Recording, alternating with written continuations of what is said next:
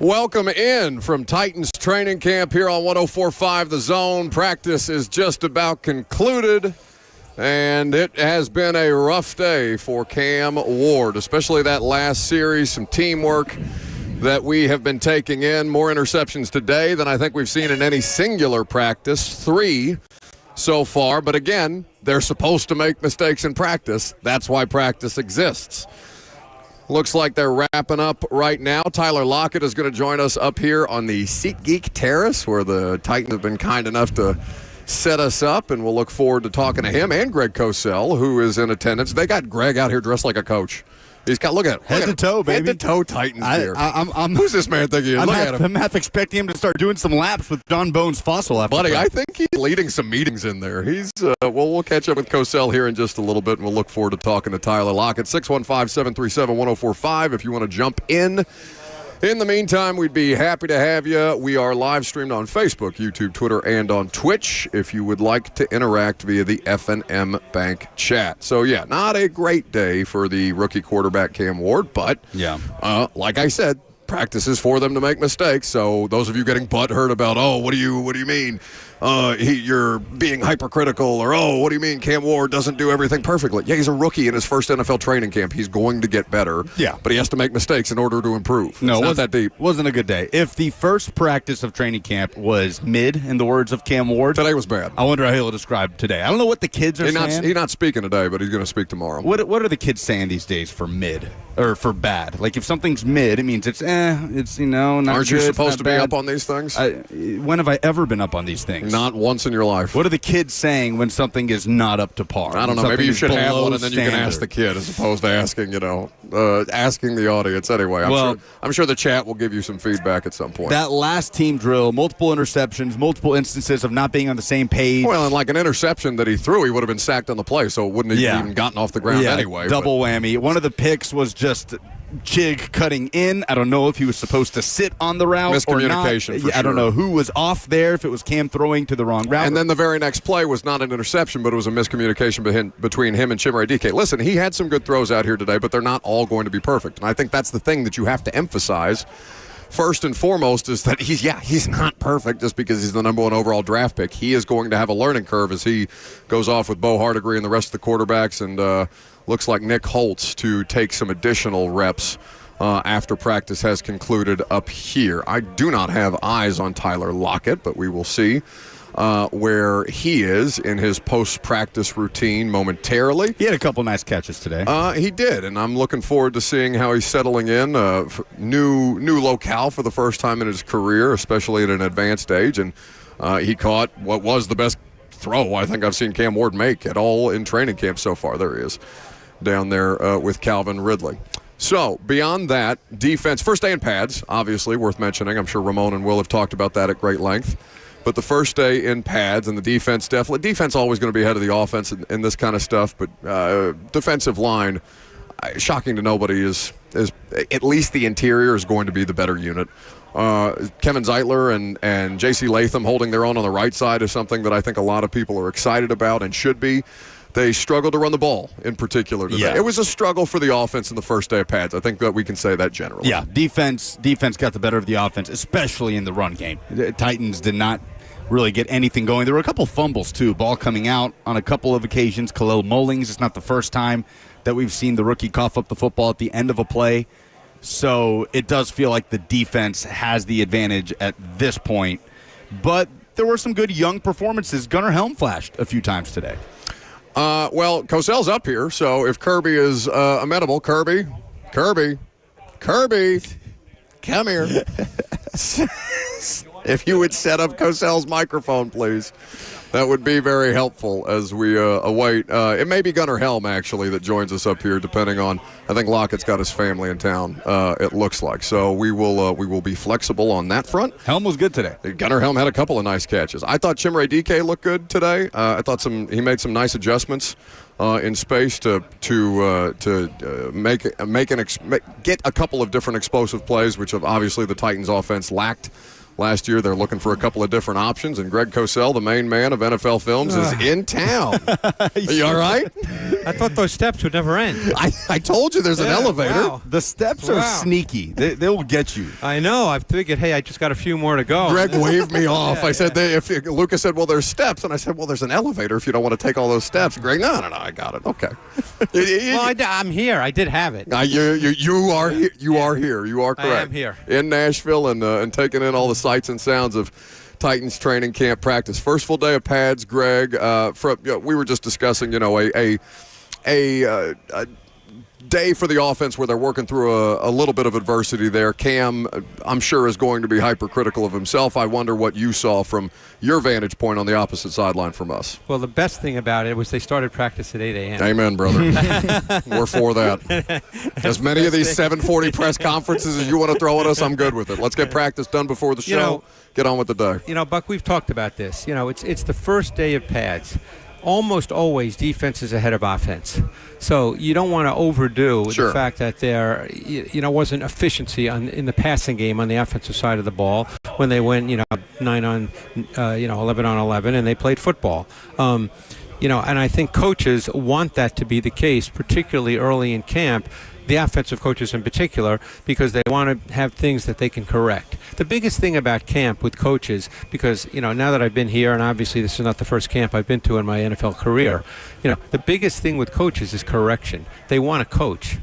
I've been fortunate enough to sit in on meetings throughout my career in training camp, and that's what these guys do. They don't sing Kumbaya, they coach, and that's what you want to be able to do. So, I think that there were some times where the defense clearly got the better of the offense in terms of the pass game, and that maybe Cam didn't read it exactly the way he should have. That was probably the case on that last interception by Darrell Baker. And these are things he'll learn. Yeah. And the key thing is you want to learn them now. You don't want to learn them week 1 in Denver. You want to learn them now. And the one thing about Cam, I did have an opportunity to talk to him yesterday. I was here yesterday as well. You've been here for a couple of days. I have. And I'll be here again tomorrow. Lucky us. But when I met him with Mike Borgonzi yesterday after practice, and Mike, did me a real solid by kind of telling Cam exactly who I was. So, I'm not just some guy standing there saying, hey, how are you? And the first thing Cam said to me, and I thought this said a lot, after Mike, kind of set me up, and the first thing Cam said to me was, so what do you think I need to work on? What do you think I need to get better at? And I thought that was a really telling first question for someone he really just met, even though I was set up with what I do. It was not a BS conversation. He wanted to know, because he found out that I really studied tape, and Mike thankfully said to him that I was the best guy who does this stuff. So the first thing he said was, what do I need to get better at? And I think that's the attitude you want to have right now. And you don't have to share all the details, but what was the feedback? That's the follow-up. Yeah. What does he need to get better at? Yeah. Well, I don't know if I'm going to tell you guys. No, the install with Greg Cosell. Right. Subscribe, rate, review. Well, I think that the thing you always have to get better at, and it's true for any quarterback that's coming into the NFL, is you have to get better at seeing the middle of the field with clarity, seeing between the numbers. Because in college, even though Cam, more so than probably 90% of the college quarterbacks that I've watched over the years within the context of the University of Miami offense, did make throws between the numbers, it's just a different game in the NFL. It just seems as if there's more people inside. And you could actually see that today at times when he dropped back and he sort of held the ball for that extra beat. Yeah. There's just a sense of clarity that takes that extra beat. And obviously in the NFL you can't take that extra beat. But that's what training camp is for, is to learn all those things. And he did make a couple of really nice throws. There was one I remember to DK right between the numbers that he put right on the money with really good timing. So you're going to see ups and you're going to see downs. The important thing is I speak to people in the organization, and they're well aware of this, is you don't want to get too high with the ups and you don't want to get too down with the downs. It's a process. This was the first day in pads. This was the first day they've played, that Cam Ward has played real football as a Tennessee Titan. So how natural is that to see a rookie have those early struggles more than anything over the middle, in the middle part of the field, reading what's happening there? Because that's especially early on, at least his first 2-3 interceptions of camp to linebackers, Cody Barton, right, James Williams. Very, very common. Not a big deal at this point in time at all. Part of the learning process.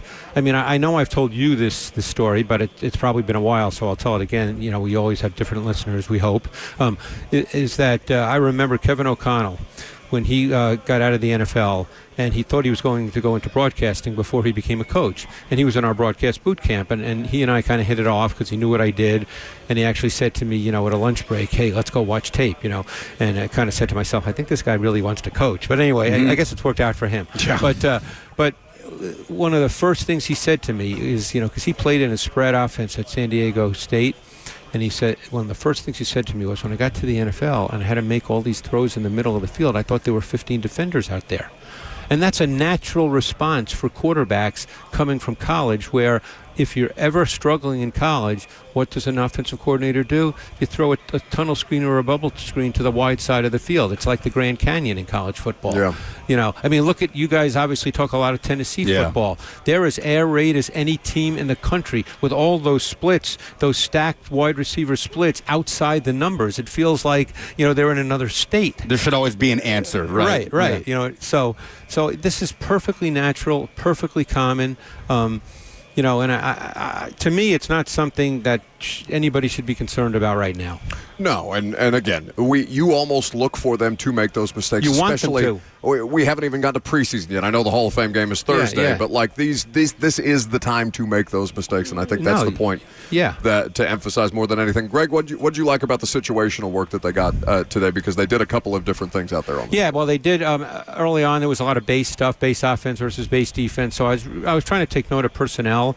What I thought was really interesting was that Oladejo was getting meaningful snaps in addition to Key as the other outside backer in their 5-2 base front, and James Williams was getting the first team snaps next to Cody Barton. But the one thing that's so evident, you guys I'm sure have talked about this, but obviously I'm seeing it for the first time these last 2 days, is Cody Barton kind of runs the show. Yeah. Cody Barton is really sort of the guy that makes everything work on the defensive side of the ball. Standing on the side, all the defensive guys come up to him and basically say, hey, what do we do here? What do we do there?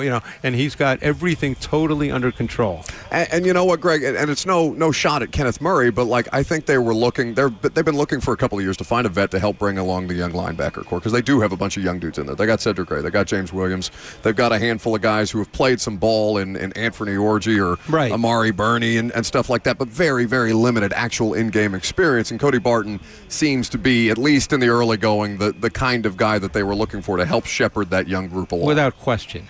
And we'll see who when the season starts, who ends up being that guy, because I know they do like Cedric Gray as well. The interesting player in this mix to me, and speaking to the organization as well, is Kevin Winston. Because Kevin Winston, he may not start at safety as a rookie, because obviously they have Hooker, who's a really solid player. They have Woods, who's been in this league a long time. Got a nice play today. And is a really solid player as well.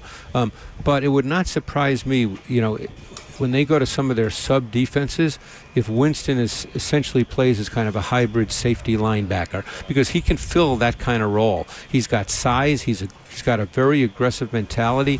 I did his tape in detail at Penn State. Obviously, he only played one game this last year, but I had watched 7 or 8 games the year before when he was viewed as a first-round pick, and then he was a second-round pick because of his injury. Second round, right? Yep. Yes, ended up being in the second round. No, I'm sorry, third round. Third, yeah. Early third. Yeah, he would have been higher if he did not get injured. So it would not surprise me, and again, that's just something to watch for as we continue through camp. He may start to get some snaps, in their sub defenses while Woods and Hooker are still on the field. Greg Cosell of NFL Films is hanging out in person here with us at Titans training camp. The first day of fully padded practice concluded. He was laying some big hits today. Yeah, James Crochet lucky it's not full go. Yeah. Bell lost his head out there. He's a really good football player. And one thing to keep in mind, and the organization knows this is a young team, with the exception of a few really, veterans, the Zeitlers. I guess Hooker would fall into that category now. They don't have Jeffrey Simmons obviously would fall into that category. Maybe an Arden Key just because he's been around, but this is a young football team. They're going to play guys in the preseason. This is not going to be a case where Cam Ward takes 3 preseason snaps and you put him on the shelf. I mean, they're going to play guys in the preseason. Relatively speaking, it's not like they're going to play 70 snaps in every game, but this is not going to be a case, like teams that have veterans or certainly veteran quarterbacks where guys don't see the field in the preseason until week 1. That's not going to happen. So, there's a lot of football yet to be played.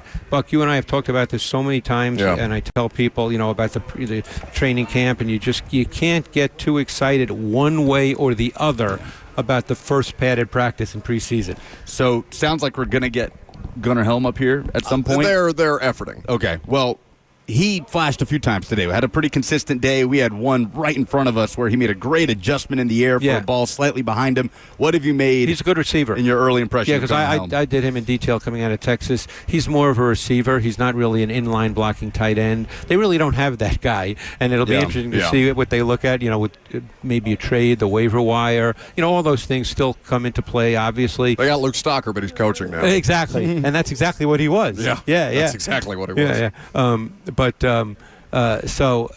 Helm is a good receiver. He's not an explosive athlete, which is why he was drafted where he was as opposed to higher in the draft. But he's deceptively good run after catch, so you like to get him the ball if you can, where he's got a little space. I would think he'll get snaps, once the season starts. But again, it'll be more, I think, situational because he's not going to line up in the run game and block defensive ends. Well, Greg, I know you want to get on to meetings, and you're going to be out here. You may come back if your schedule allows. We'll be out here until 1. So. And I'll be here tomorrow as well. And the best thing about today is the first hour the sun wasn't out. Mm-hmm. And that made the day. We have timed things up, or they have timed things up appropriately. It seems. Well, we'll let you get on to meetings, and we'll see which Titans player will join us up here on the SeatGeek Spin the wheel. Live from Ascension St. Thomas Sports Park. It's 104.5 The Zone.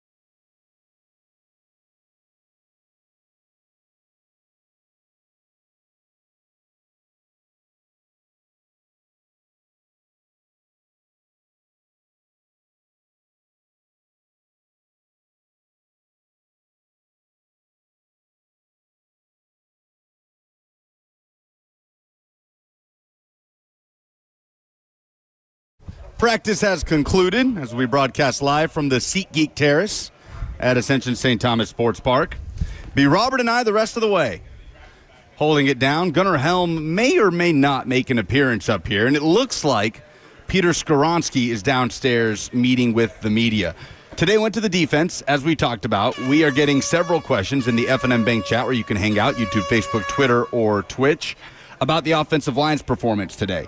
Robert, you spent a ton of time down there watching the O-line one-on-ones. Before we get into any of the team drill stuff, what did you make of, let's say, the newcomers, the Brandon Crenshaw Dixons, the Kevin Zeitlers of the world against some of the Titans pass rushers and D linemen? Actually really impressed with Brandon Crenshaw Dixon. The first practice, that sounded good when you did that.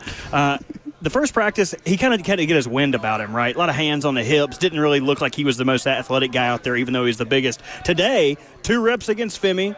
Kind of stalemated those. Looked impressive. Was able to stonewall him. Was also impressed with you only saw one, at least I only saw one, Tavondre Sweat one-on-one with the offensive line. Yeah. But a big win early, and then he was like, y'all know what you're getting with me. Came off, set to the side. I would say the defense had a better go at the one-on-ones with the offensive line, but it's kind of partial, right, where it's like, okay, normally an offensive line is a unit versus a one-on-one where guards are going to have help, tackles are going to be on an island. So I'm willing to give tackles a little bit more leniency. Like, you should win this because you're used to being one-on-one. Guards, if you're going to get beat, you're going to get beat. Peter Skoronski is meeting with the media now downstairs at the podium. Let's go live to the Titans guard. Got a great demeanor as a center, very calm, not too high, not too low. And he's a vet. He's seen a lot too. Maybe he hasn't started as many games as some guys, but he's been in the league for a while, knows a lot, has seen a lot, has done a great job getting us on the same page. Bernard brings a lot of pressure, obviously, at practice from everywhere, and on a day where the pads go on for the first time, it seems like it gets amped up even more, too. Yeah. Just how helpful is that to kind of set that tone as you guys continue into training camp? Yeah, this feels like the most I've ever seen, in terms of pressure packages, stuff like that. It's a lot. It's been intense mentally. But then you add the pads and you add full speed, and it only gets harder. So, it's been a tough go, and we're still trying to learn and grow and adjust to that. You're obviously still learning Cam too, but what are some of the things early on that kind of you're going to get from him on a consistent basis? Yeah, I know we have a competitor, and we know we have a guy who's going to be the same guy every day, and that's all you can really ask from a rookie and a quarterback. Being a rookie is tough, let alone being a rookie quarterback, and it doesn't matter if you're 1 overall or wherever. It's tough, and he brings that same energy and he brings that same confidence every day, which I think is all you can really ask from a rookie right now. It's awesome, and appreciate just having that kind of energy around. Thank you. Appreciate it. All right, that is Peter Skoronski meeting with Titans media. Cody Barton is at the podium. He's going to speak in a matter of seconds. I feel like we've heard a lot from Cody Barton since the start of camp. He is a good talker. Yeah, you want to get as much out of that. It turns out he's a good player, so it doubles up. But yeah, Cody Barton would be an interesting guy to hear from on the first day of camp. Justin will let us know when that is available to us, and we will continue on. This is going to be a problem. What? This is going to be a problem. What? These wasps hanging out around here. They're not bothering you? This is where they live. Yeah. What is it, Bert?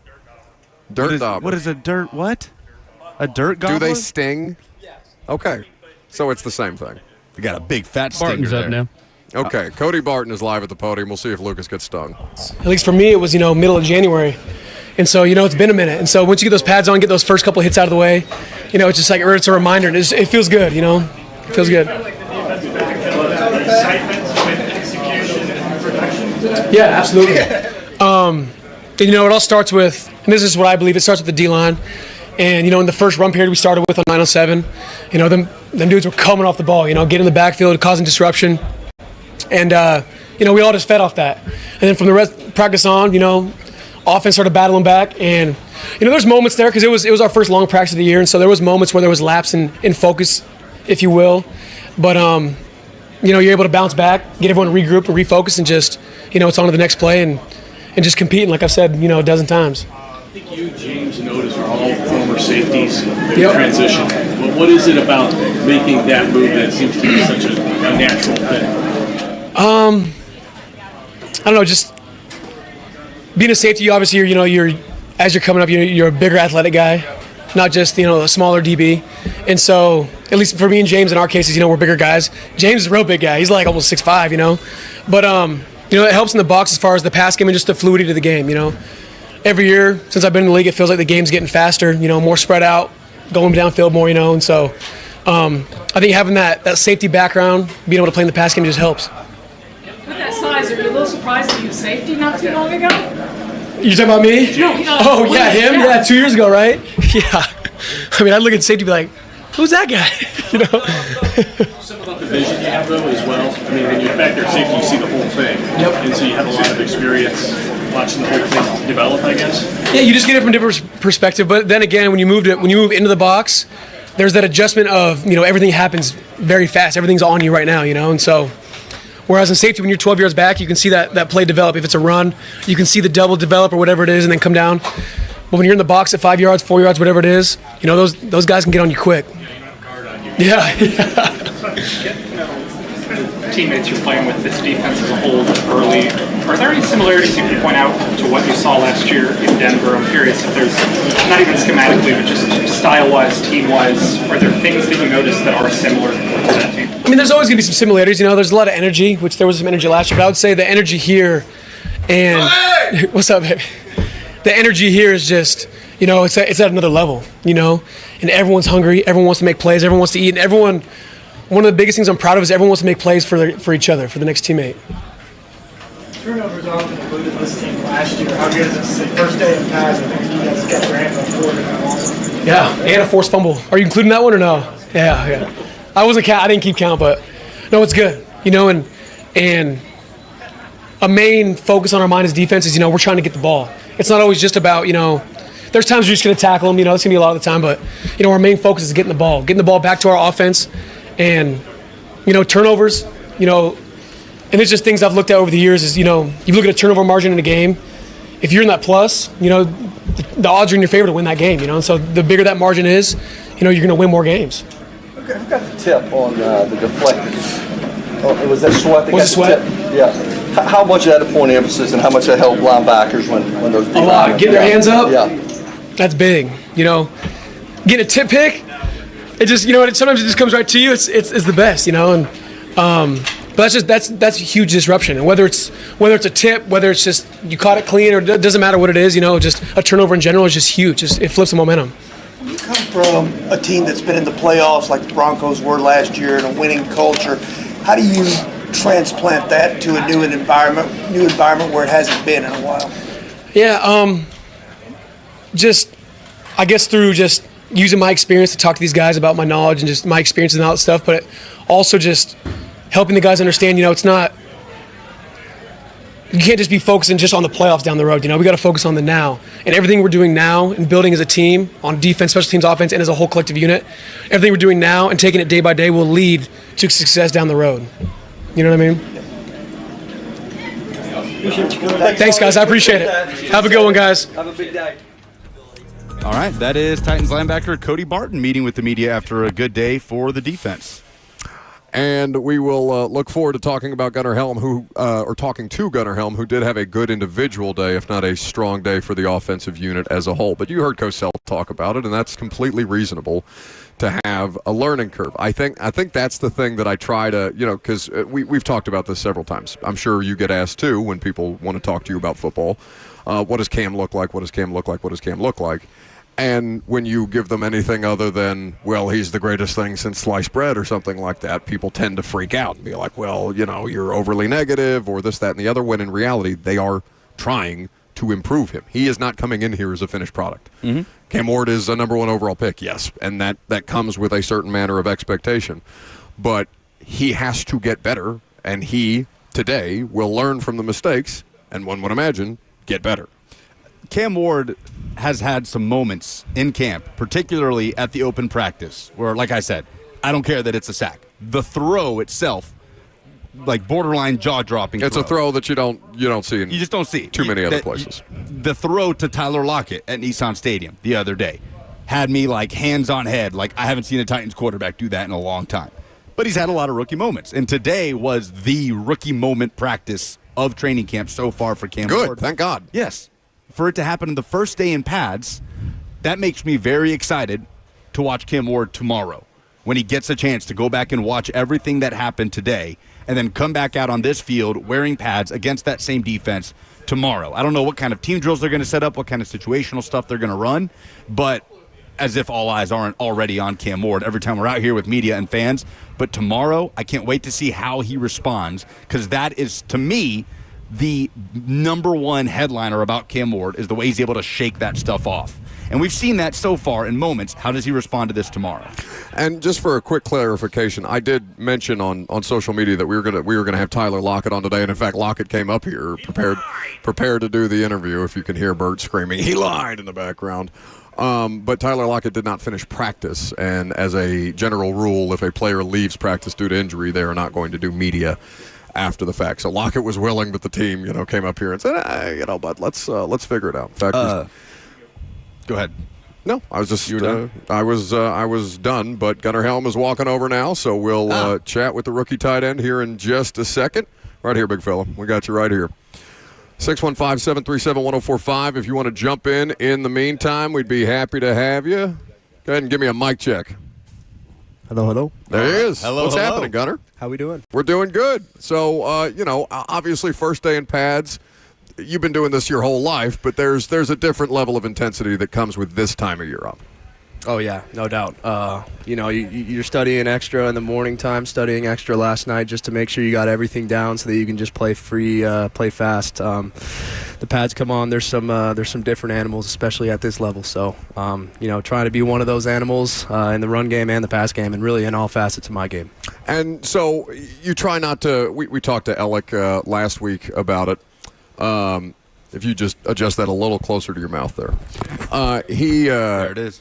Alec was talking about the idea you try not to take too much away from the immediacy of practice until you have the opportunity to go back, watch whatever mistakes you might have made, and be able to digest those corrections. But just generally for the audience who didn't get the opportunity to come out here today, how would you say the pace of practice went and the level of physicality? The first thing that stood out to me is when we came out here and started stretching, man, just the energy we had, the friendly competition that we had. There was a lot of smack talking going back and forth between the offense and the defense. Everybody was super excited to be out here, and that was super cool to be a part of, man. And it really showed when we got into some team periods. Guys are going hard, making plays on both sides of the football.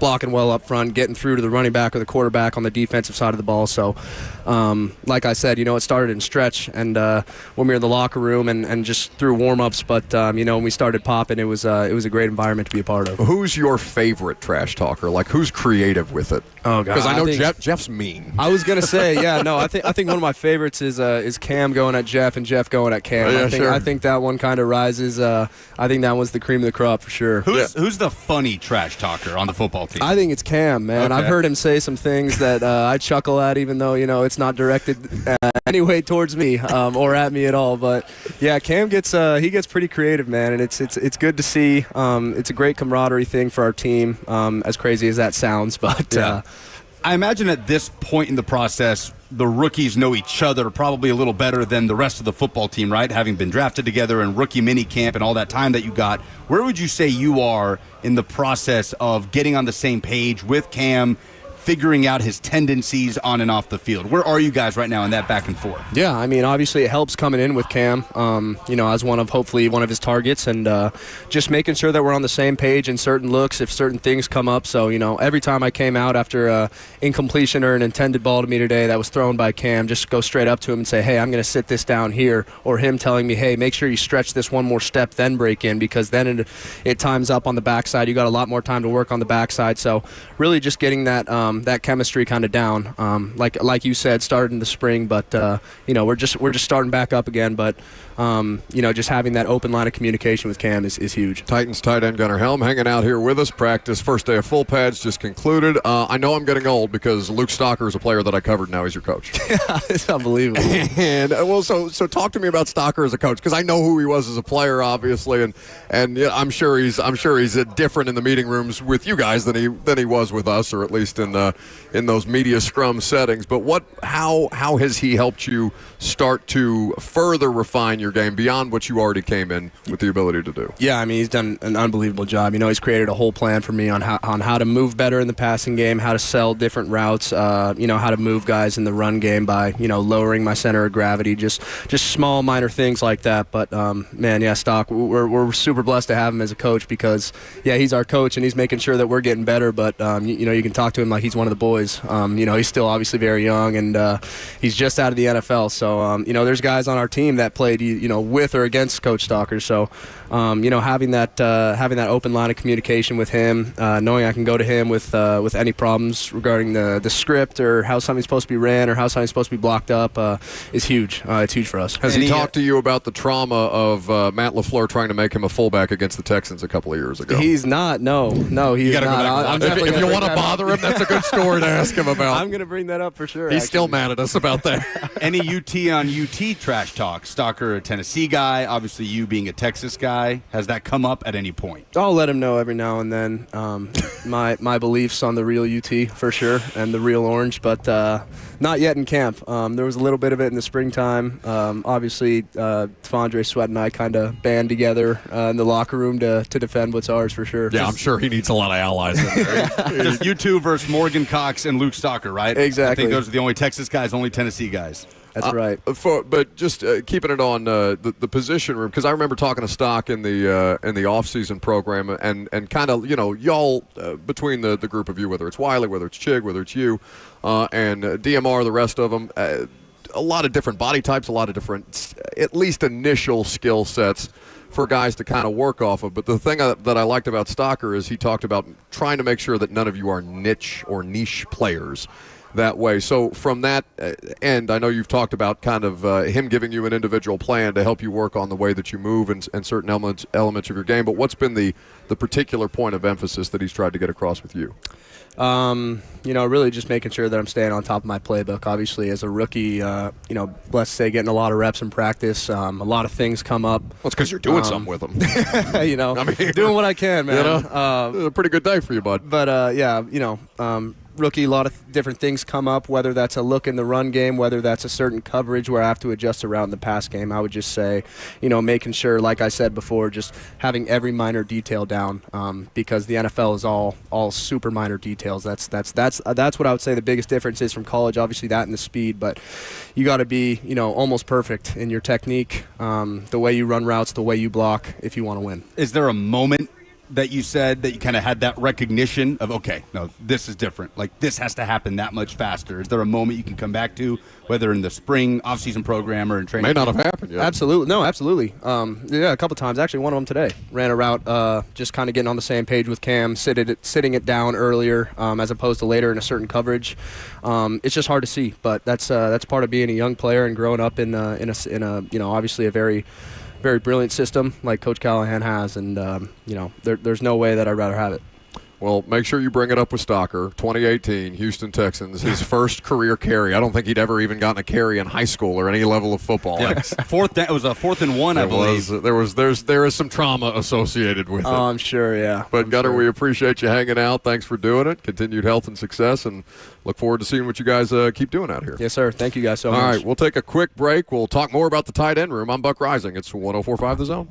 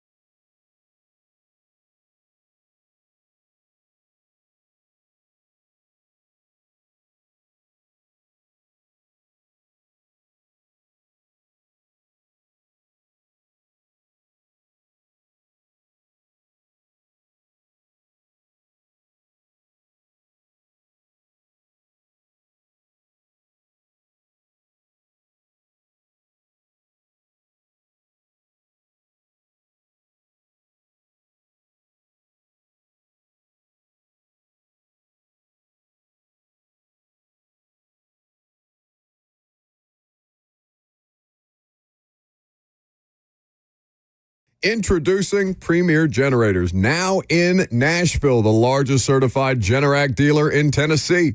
When power outages strike, protect your family with a top-tier generator solution.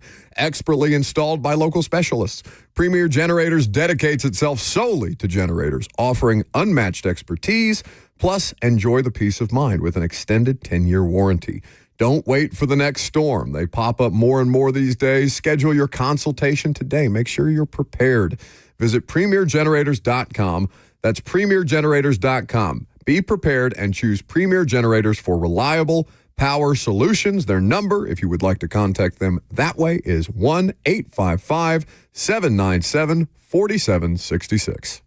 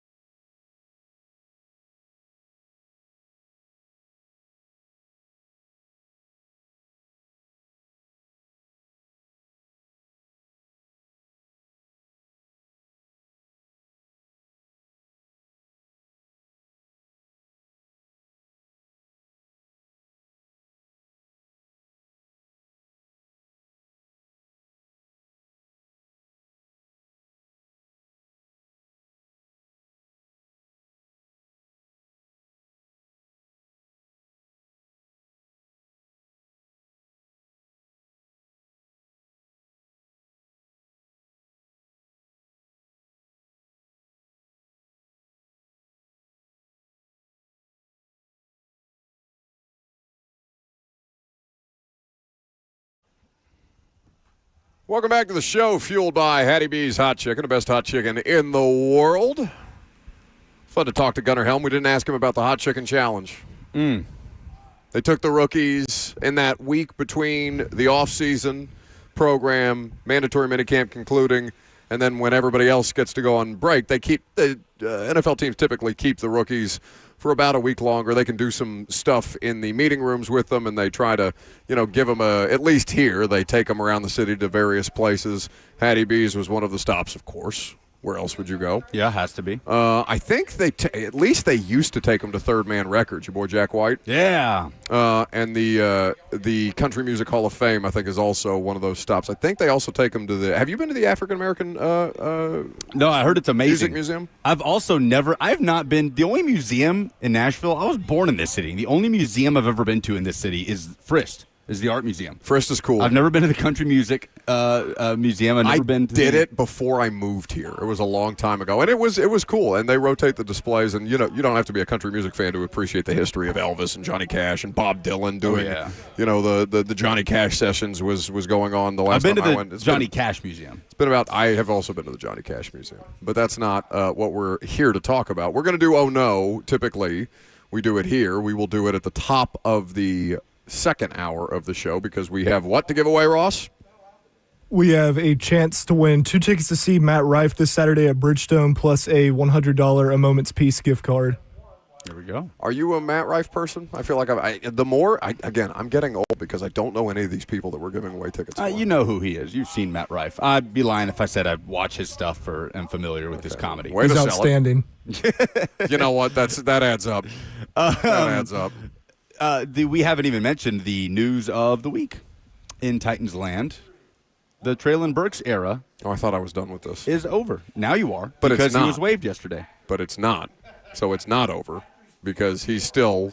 This is the thing I think it's important to say. It's not technically over.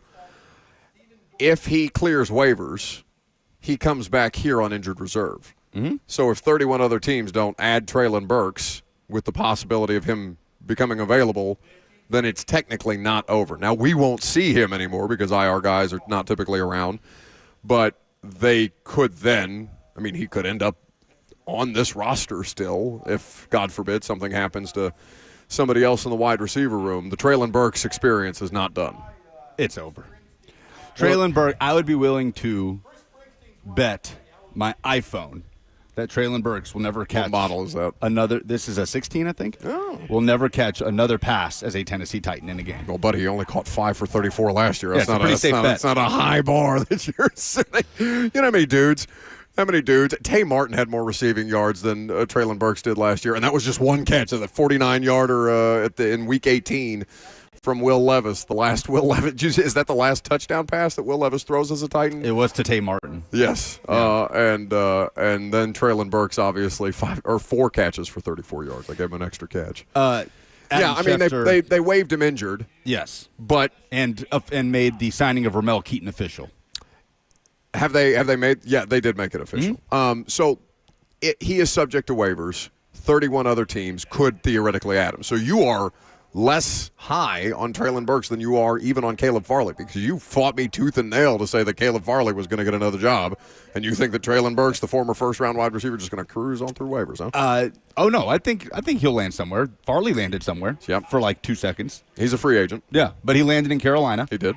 Got in the game. A quick minute, got in a game a little bit. So, yeah, I expect Treylon Burks to land somewhere. But on waivers, though. Not here. Yeah, that's what I'm saying. I think his time as a Tennessee Titan is over and done with. I hear what you're saying. Yeah, that one is done. That there is a scenario where he clears it and he's just back on this team on IR. I don't think it's going to happen. I think this was the signal of the Titans saying, okay, that's it. We're done here. The Treylon Burks era comes to an end. Adam Schefter put out the trade, revisited, the A.J. Brown trade, with the players the Titans selected with the picks that they got in exchange for A.J. It's Brown. almost as gruesome as if you were if you didn't include all the other players that are associated with this trade. Like, it is Ron Burgundy. I'm not even mad. I'm impressed. Yeah. Levels of bad. Obviously, the Titans got Treylon Burks in that trade with the number 18 pick. They also got a 2022 third that they traded to the Jets for Roger McCreary. Okay. Not bad. That's the one that worked. And also in that exchange, they got Nicholas Petit-Frere and Kyle Phillips. Just a stunningly Super Bowl bad. champion Kyle Phillips. I guess he was a practice squad. Maybe he gets, so they have different levels of rings. Like the A rings have like actual wings on them. I don't know if you saw that, the Eagles rings this year. They have legit wings that come out of the side. I don't know that Kyle Phillips got an A ring. Maybe he got a C ring. But yeah, it's pretty. I mean, John Robinson's never going to work again as a football general manager. I don't think that's a strong opinion. Very rarely do GMs get retread jobs anyway, but like, he's not even working for another organization in the 3 years since he's been fired. I don't know if he ever gets back in the game for how bad it still is talked about being. Burks was the last of the what are they still doing here, John Robinson picks, right? Can we ever get anything out of this guy, John Robinson pick? He's the last one. Chig is somebody that I've talked about before, but Chig has been miles more productive. Yeah. At least statistically. You can argue his impact. He didn't come with the level of expectation on Burks. Forget being the next AJ thing. Just being a first-round pick wide receiver. Like, Chig, if you just, in a vacuum, told ex-fan who's never heard of Chig Okonkwo that he was a fourth-round pick and showed him the numbers, they'd be like, oh yeah, fourth-round pick tight end. Yeah, okay. Then you give them the game situations and how there's so much context. Infrequently the Titans were actually in these games when Chig is piling up stats, and it makes you feel a certain type of way about waiting for the Chig Okonkwo experience. But that's why Gunnar Helm is here. I think Wiley gets cut.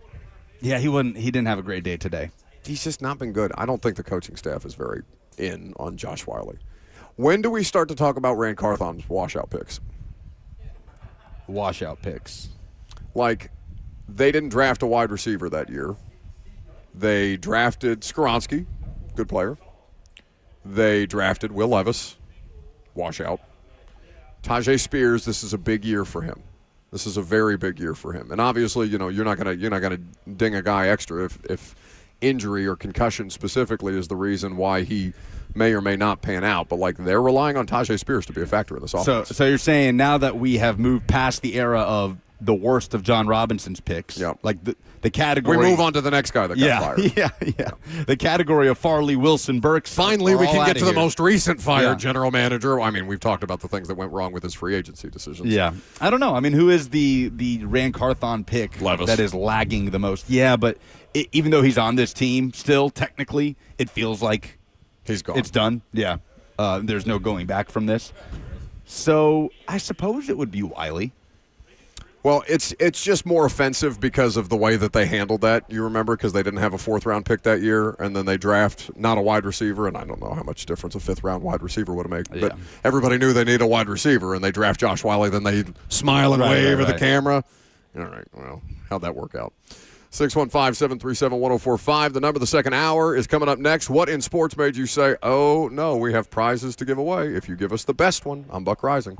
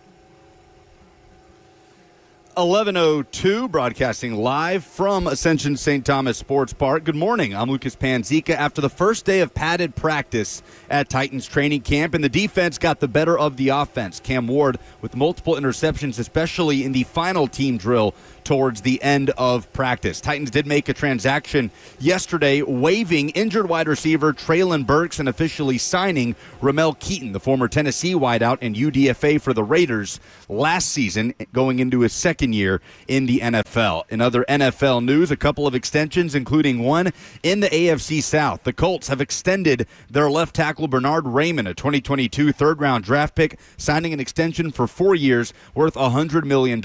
And the Titans' Week 1 opponent, the Denver Broncos, have signed wide receiver Cortland Sutton on a 4-year, $92 million extension. For all your foundation repairs and waterproofing needs, visit USSTN.com. Breaking news at once on your home for the Titans and Vols. This is 104.5 The Zone.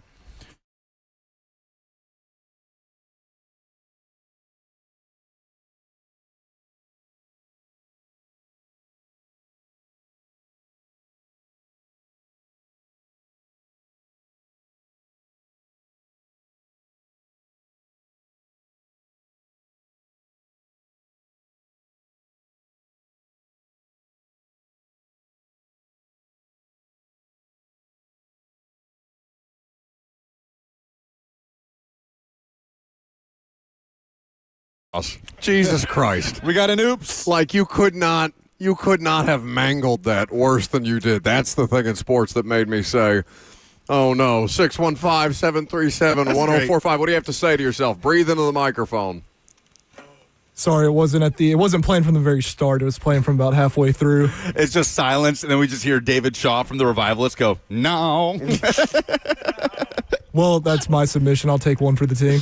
There it is. That's your submission. Very good. 615-737-1045. Tell us what in sports made you say, oh, no, this week. And we will give you 2 tickets to Matt Rife's upcoming comedy show and a $100 gift card to a Moment's Peace Salon and Day Spa. Ross will tell us who's on the lines and cue you up.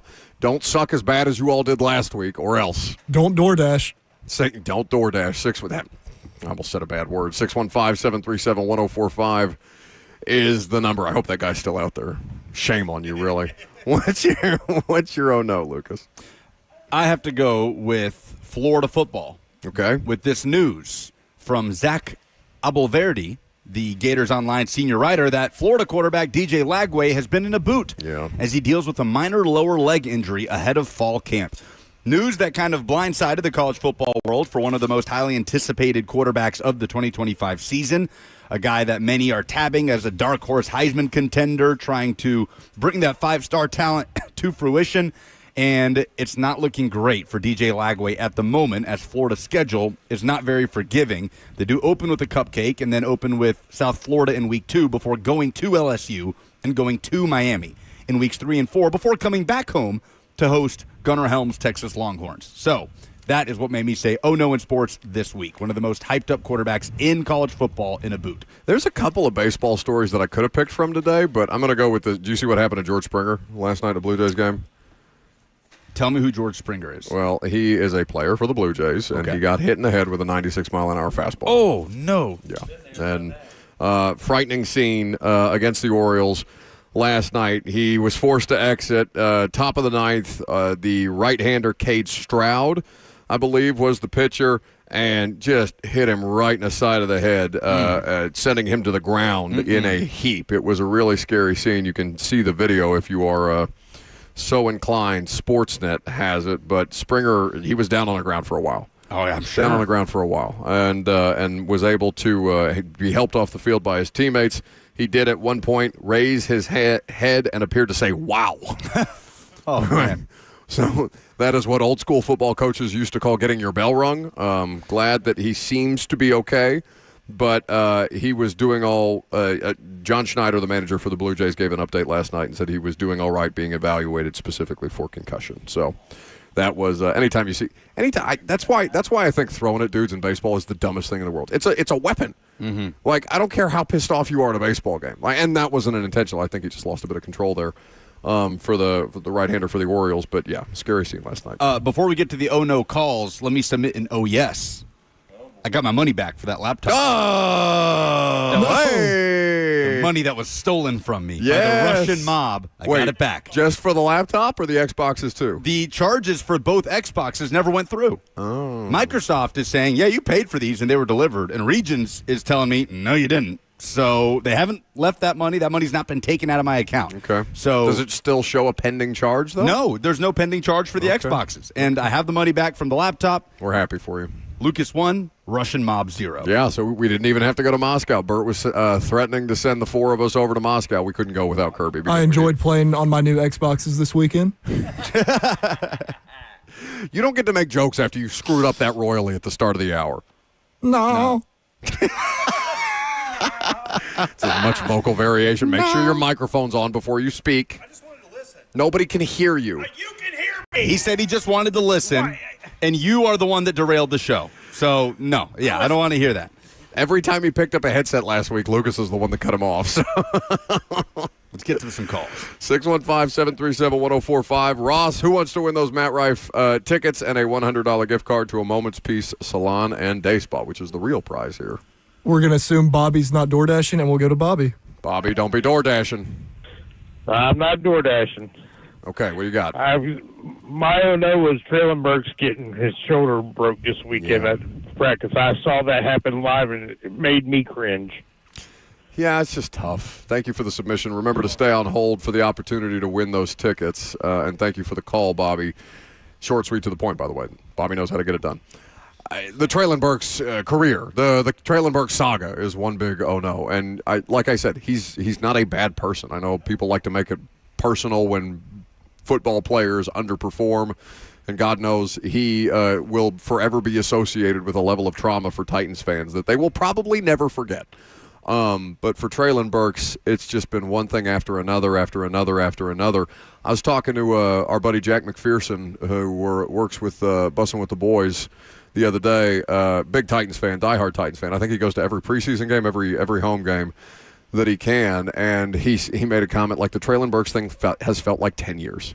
And, I mean, between him and Will Levis, like, it's just been, and it's been bad football in the meantime that has extended that pain, and Trailenbergs is just, an extra knife to the side, it feels. But, yeah, it's very much an oh-no experience. Who's next, Ross?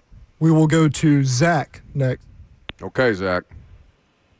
Hey, so mine is the WNBA player that got her wig snatched off mid-play and then had to put it on and run back to the locker room. I didn't hear half of that. It sounded like we were on speaker. All right. Who's next, Ross? No. All right. Well, we'll go to Eric next. Maybe don't have us on speakerphone. I just we're outside. I'm having a hard time hearing anyway. I'm sorry, but no speakerphone, please. Who's next? Eric. All right, Eric. Hey, good morning, guys. So mine is going to go to a couple that was at the Yankees-Phillies game over the weekend. They were caught engaging in some various acts, if you will. He was knuckle deep. It's okay. Here. You can say it. It's all right. It's all right. He was there. I'm not going to say it. You don't want me to say this. But I mean, I said it, so it's okay. Keep it moving. They were in the upper level. They're not like in the nosebleeds, and it's not like just an empty section. If you see the video, they're like fourth row, in the upper level, and there's people all around, and they're doing these things. And there's videos that are going all over Twitter and TikTok. It's disgusting. I don't know how they didn't. They had to know people were watching. But, yeah, that's my oh-no. Thanks, guys. That's the winner. That's the winner. Yeah, congratulations. That was Eric Ross? Yes, Eric. Congratulations to Eric. Yeah. I don't know that we need to take more submissions after No. that. I mean, we can if you want to just get something off your chest, but, dude finger banging his girlfriend in the stands is. That's what it was. And my dream date, cute, and he knows that. That's a Love Island reference that Lucas does not get. Yeah, I don't know. I don't know any of that. I don't know what that means. Yeah, just think about where those hands have been prior to being on a hot dog. Well, probably doing the 9 and 9 challenge. Did you want to elaborate on that? 9 hot dogs, 9 beers, 9 innings. 9 I hot thought he meant dogs. 9 fingers. Oh no! Fist. Please get out of All here. right, easy. No, Ross. This is Ross, take your ass to the shadows right now. Sometimes I'm ashamed for to be a part of smiling this and show. saying fist into the microphone. Whoa! What? Yeah. God. I feel great shame today. Why? We didn't do it. They did it. That's the purpose of this segment. I had honestly forgotten about it. Otherwise, it was going to be my own no. But yeah. I may sound like my grandfather, but that's just enough. That is absolutely enough. Anytime I can work finger bang into the broadcast, Kirby, it makes me happy. As Kirby Kermits his arms. Yeah, that's the winner by a mile. All right, every Tuesday, usually at 10:45, but today we made an adjustment for Gunnar Helm. You can call in, give us the thing in sports that made you say, oh, no, I'm bothering Lucas because he's been trying to eat brisket that entire segment, so we're going to take a break. We'll come back. There is a Vols press conference expected today. Obviously, Boo Carter has been the subject of much media scrutiny and fan scrutiny as well. Josh Heupel is expected to give an update, and we will get into a discussion about the University of Tennessee coming up next.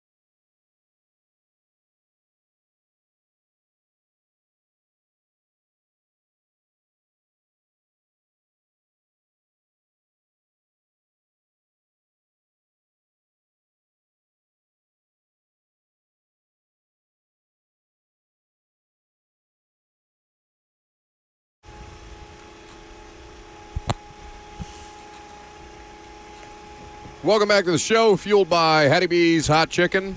How much of that squash you just shove in your mouth? You know, I'm not a big squash guy. Phrasing. Do you want some squash, Bert? Please, take my squash. Leftover squash. What the world wants. Welcome back to the show. Not fueled by squash, but fueled by Hattie B's Hot Chicken, the best hot chicken in the world, and chocolate-covered almonds from the Titans Media Room, which makes me happy. Do you want to address the stupid person in the chat, or do you want me to do it? Which, by the way, you can live stream the show if you would like for us to make fun of your stupid comments. 615-737-1045 is the number, of course. F&M Bank Chat, Facebook, YouTube, Twitter, and Twitch. Because I can't see. I didn't bring my laptop today, so I can't see what you're referencing. But you seemed bothered by it, so I'd like to give you the opportunity to be a bad guy, unless you want me to do it. Yeah, I was going to be more gentle than that. Nope. Because I love and appreciate JR in the F&M Bank Chat. Unlike you, I appreciate our audience. You hate our audience. I appreciate our audience. I hate the dumb ones. I just don't understand and I don't want to waste time on this, but JR saying Levis will outlast Brian Callahan after this season. It won't be pretty. Because make sure you give the context, because Cam Ward had a bad day. He had a bad day today. Cam Ward was not good today. Dude, it's over. It is. I don't know what more you could possibly have to see to understand that the Will Levis experience with the Tennessee Titans is over. And that's it. That's all we have to talk about today with Will Levis. Okay. Are you sure you don't want to talk about his shoulder picture? He did tweet out, or he posted a picture of his messed up shoulder before surgery. How many different pictures do you think he took? How many angles to make sure it looked as gruesome as humanly possible? How many different? I believe that the shoulder needs surgery. No, I'm not doubting that at all. But we're assuming that's not the first picture he took. But it's like, man, you were out here for all of spring ball. Yeah, I know. You were full go for all of minicamp. He's getting surgery today. The day before, he wants everybody to make sure you see how hurt he is.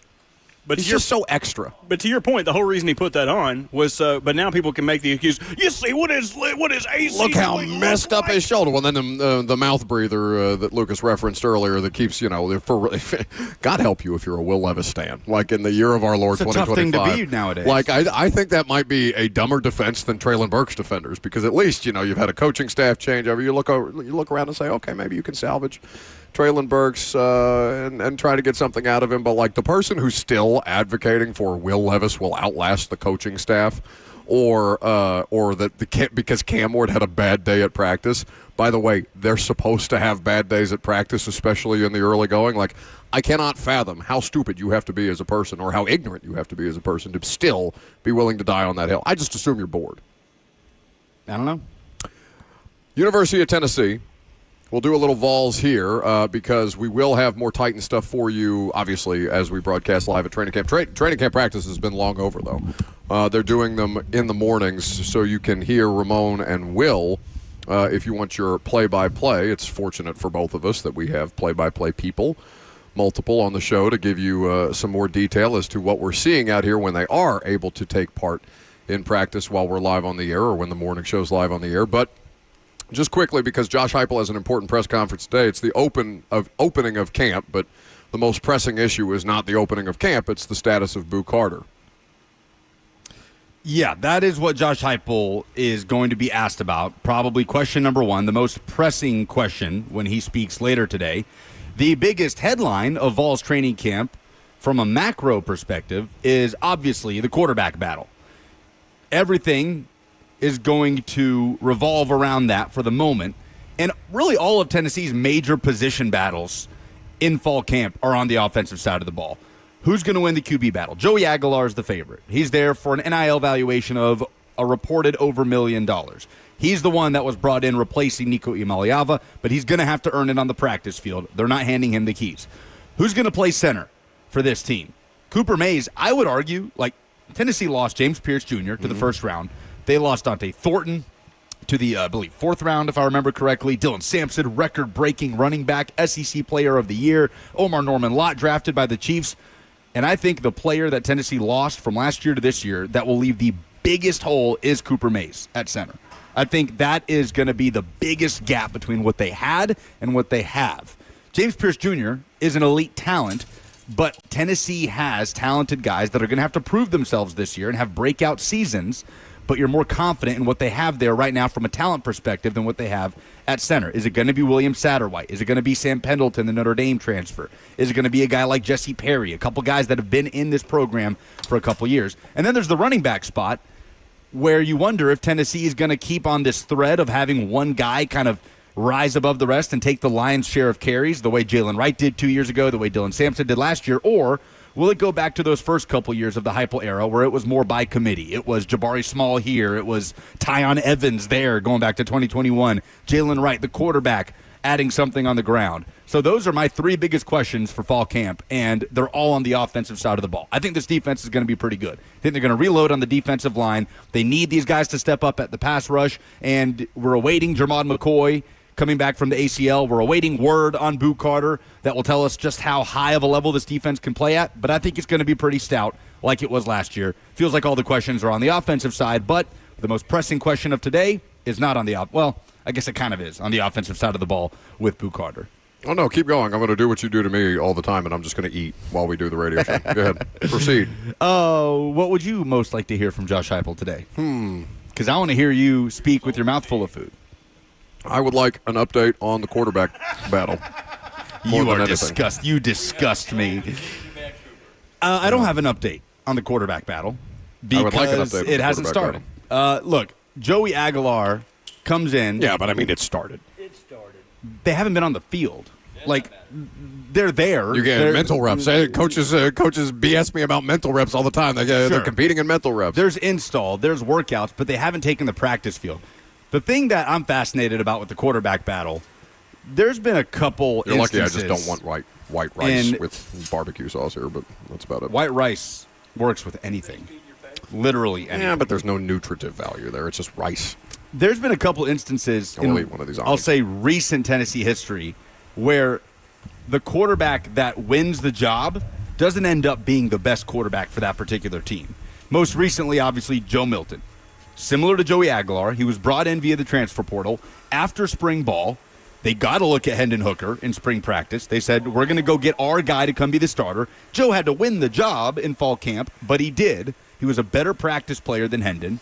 And we know what happened. Joe took the field. We saw the ceiling, but there were some frustrations there. He gets hurt in that Pitt game in week 2. Hendon comes in, and the rest is history. He takes off. Tennessee's offense takes off along with him. You can even go back to Joshua Dobbs. Butch Jones and his staff tried to redshirt Dobbs multiple times, but they ended up being forced to put him in because Nathan Peterman would get hurt or Justin Worley would get hurt, and he was just a gamer. He was the best quarterback on the football team, and they didn't get the chance to redshirt him because they were forced to throw him into the fire, and he showed he was the best guy. Tennessee, with 3 largely unknowns at the quarterback position. We've never seen Aguilar take a snap at the Power 4 level. Can they figure out who the best guy is going to be when the lights come on? And we won't know until the lights come on. But can that be the guy that wins the job and not go through this, I don't want to call it a charade, but this exercise of, okay, we think this is the best guy for it, and then you find out he's not when the bullets are flying. That's one thing I'm interested about when you consider the last guy that Tennessee brought in at that position, quarterback, after spring ball in the portal in Joe Milton. What do you think is the most difficult question he's going to have to answer today? Heupel? Oh, something Boo Carter related, right? Maybe something about... But it sounds like there's more, or they're closer to a resolution on that based on the reporting. I was just reading Adam Sparks' Twitter timeline. Adam Sparks, our buddy from the Knoxville News Center. It probably wouldn't be bad to have Sparks at some point. Yes, we should have Sparks on maybe later this week. It sounds like there's going to be a resolution because, again, dude doesn't have any recourse. Like, what is Boo Carter going to do? What leverage do you have here, bud, other than go be a walk-on elsewhere? And finding a school to pay you enough money to cover your scholarship and then the money you want to make in NIL after pulling this. What incentive does any school have does that make you to feel put that kind of investment towards you? Does that make you feel any different about having him as a part of your football team? That he tried to, essentially tried to BD you a little bit and without any legit reason or any legit leverage to do so? Because at least Nico's case, I could understand it. You may not agree with it, but I can understand a quarterback, a player at the most valuable position, looking around, seeing the marketplace, be like, yeah, I'd like to make more money. Let's see what we can do here. Even though he's talking now, it's about family. Money was never an issue, this, that, and the other. Yeah. False reports is what he cited at Big Ten Media Day, which lie, respectfully. It was about the offense, and it was about family. Yeah, I mean, family. I think you could see the kind of the bones of what Nico was trying to do, there are so many arguments against, right? Like, okay, you want to make top-of-market quarterback money. Usually, like when we look to the NFL, the guys that want to make top-of-market money at their respective position want to make that why? Because they're playing top-of-market level, right? In college, that's kind of the part that we're missing. Guys want to make that money before they show they're worth that kind of money, that they're going to play at that level. Like, the returns have to come first before you get the money. So we'll see if that kind of pans out in the college game, if we're going to get to a point where players get paid at that level because they're delivering on the field and earn that money on the field, which Nico hadn't done yet. With Nico, it was always about ceiling. But that's the thing with Boo Carter. There is no clear outline on what he wants. It's just been hell, he got what he wanted. He got his new deal. He got the opportunity to take practice reps, to get that chance on offense throughout the course of spring ball. And then summer comes and goes, and we don't know all the details. We're not in the locker room, but he's just, to use, some of the wording that's been in the reporting about all this, unplugged from the program, clearly rubbing veterans on the team the wrong way, going MIA off to California, where it boils down to, does Josh Heupel and the leadership on this football team want him back? If they want him back, then who am I to say, no, I don't want him back? Like, those are the guys that know the information, that have the relationships. So if it ends up in that spot, then, okay, he's back on the football team. And it seems like it's trending that way, again, because he doesn't really have any recourse. And I'm sure that would mean that he does something to make up the ground, to make up some of that trust that was lost with his teammates. But that's going to be probably the most interesting thing about Josh Heupel's press conference today. Was it I got distracted by a text that Robert just sent us about somebody screwing up the giveaway, but that's fine. The questions for Heupel today, obviously the competition that's going to play itself out in camp is going to be curious, especially when you're having as hard of a reset on the offensive side of the ball as this team is getting ready to go through. Do we have a resolution on what time he's speaking? I can find out. It's sometime this afternoon. Okay. Well, at some point there will be an update, a press conference from Josh Heupel, and if it happens while we're on the air, we'll react to it. If not, we will be able to. Joseph just said in our ear 11:45. 15 minutes. So we will have at least some level of resolution or some level of answers from Josh Heupel, the Vols head coach, in the noon hour today. But since we are out here at Titans camp and camp is open here, the different things that we were looking for in fully padded practice, you actually allowed Robert to watch the drills instead of bending his ear about whatever. What was the conversation you were having at the time while Robert was trying to be diligent and actually do his job? I asked one question about what flavor of ice cream Brewster's has today, and suddenly I'm just a big distraction out here at training camp. I would say. But today the one-on-ones. Now the problem for you guys, if you do not get to come out to practice, is they're no longer allowing us to film the one-on-one. So pass rushers versus or offensive line and edge guys versus defensive line edge guys versus offensive line. You're talking about the wide receivers versus the cornerbacks. We can all watch that, and if you are attending practice the way that some of you have been able to do, then you've seen this as well, but we haven't been able to take footage for social media and put that out there, which I know is something that people really enjoy. What's wrong? It's not. I know we've moved on from the Vol stuff, but Harold's comment in the we don't have to. I mean, I figured we better talk about Titans camp since we're at Titans camp. Harold said, Nico is a West Coast guy. He probably idolized Dom Toretto, so it's all about family. Chris Lowe of ESPN also tweeted 2 minutes ago, a lot of speculation about the future of Tennessee DB Boo Carter the last 2 weeks. How did those chocolate-covered almonds end up in front of you? I'm just fate. Those are for the table. After he missed multiple workouts, Chris Lowe says that sources tell ESPN that Carter is not being dismissed from the team, and Josh Heupel will address the situation today. Okay. I'm sure it'll be a non-answer, but that's probably more context from Chris Lowe than we'll get from Josh Heupel. And that's it. Just another headache that Vols fans don't have to deal with. But fully padded practice. We talked about it a little bit in the first hour. Cam Ward had a bad day. And I think that the emphasis on that is going to take up a lot of oxygen from people that did perform well. The offense didn't have a good day generally. Gunnar Helm had a good day.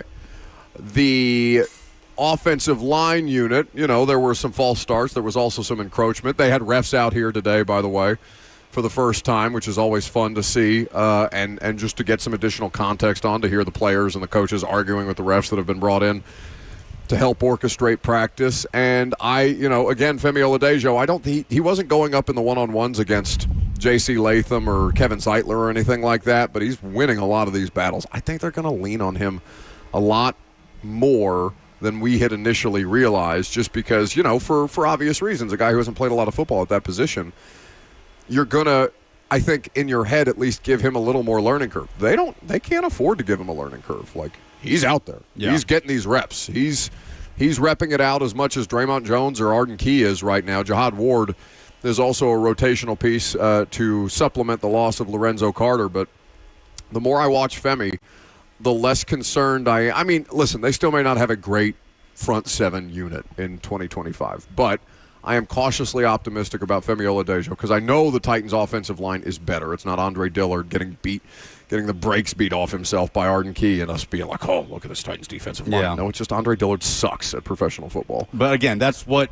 joint practice is so valuable for. Mm-hmm. And I am glad the Titans are doing 2 joint practices this year. When's the last time they did that?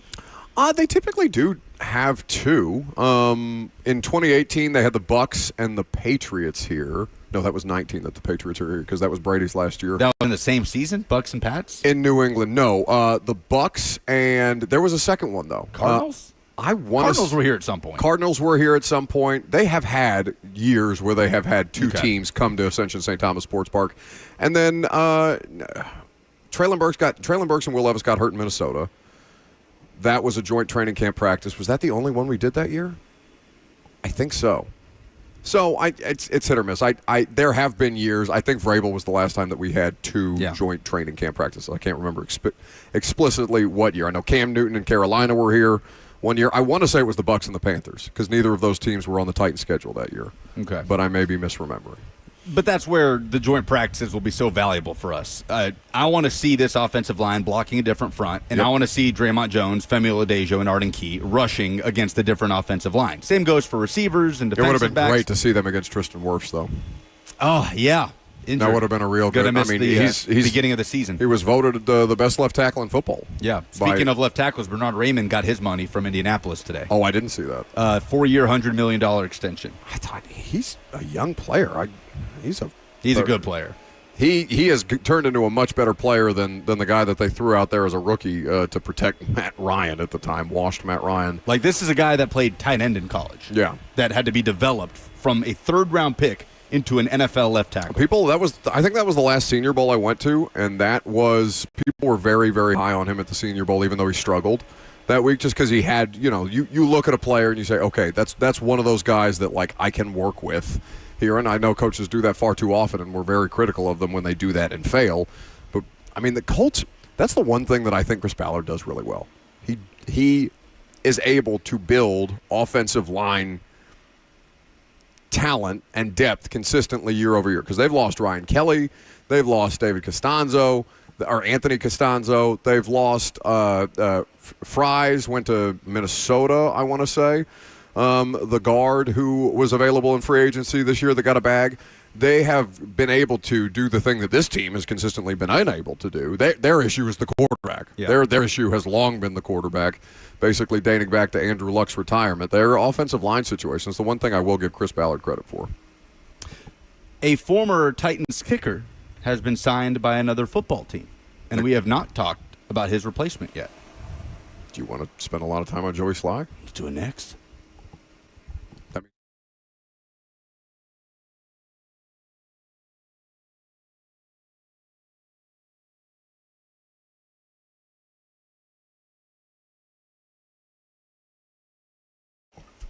Hey, it's Lucas. 11:30, 11:40 means lunchtime, which for you should mean Hattie B's, the best hot chicken in the world. Trust me, I wouldn't lead you astray when it comes to food. So believe me when I tell you that Hattie B's hand-breads their fried chicken. It's cooked to order. Add your spice level, hot or not, everything in between with your favorite piece of chicken, and they've got the best sides around, which for me is critically important. The southern greens, the bacon cheese grits, and my personal favorite, the pimento mac and cheese. Top it off with some banana pudding or peach cobbler. By the way, when you download the Hattie B's app, you get a free dessert just by downloading the app, and you can start to build up those rewards. Order for pickup or for delivery, and Hattie B's can bring the heat to your event, party, wedding, tailgate. With football season around the corner, let Hattie be your guest of honor. Visit any one of their 7 locations: the factory at Franklin, Lower Broadway, Melrose, Midtown, Nashville West, even the Nashville Airport, and at Nissan Stadium when you're in the building for Titans games coming up in a matter of weeks. And go to Hattie B's today.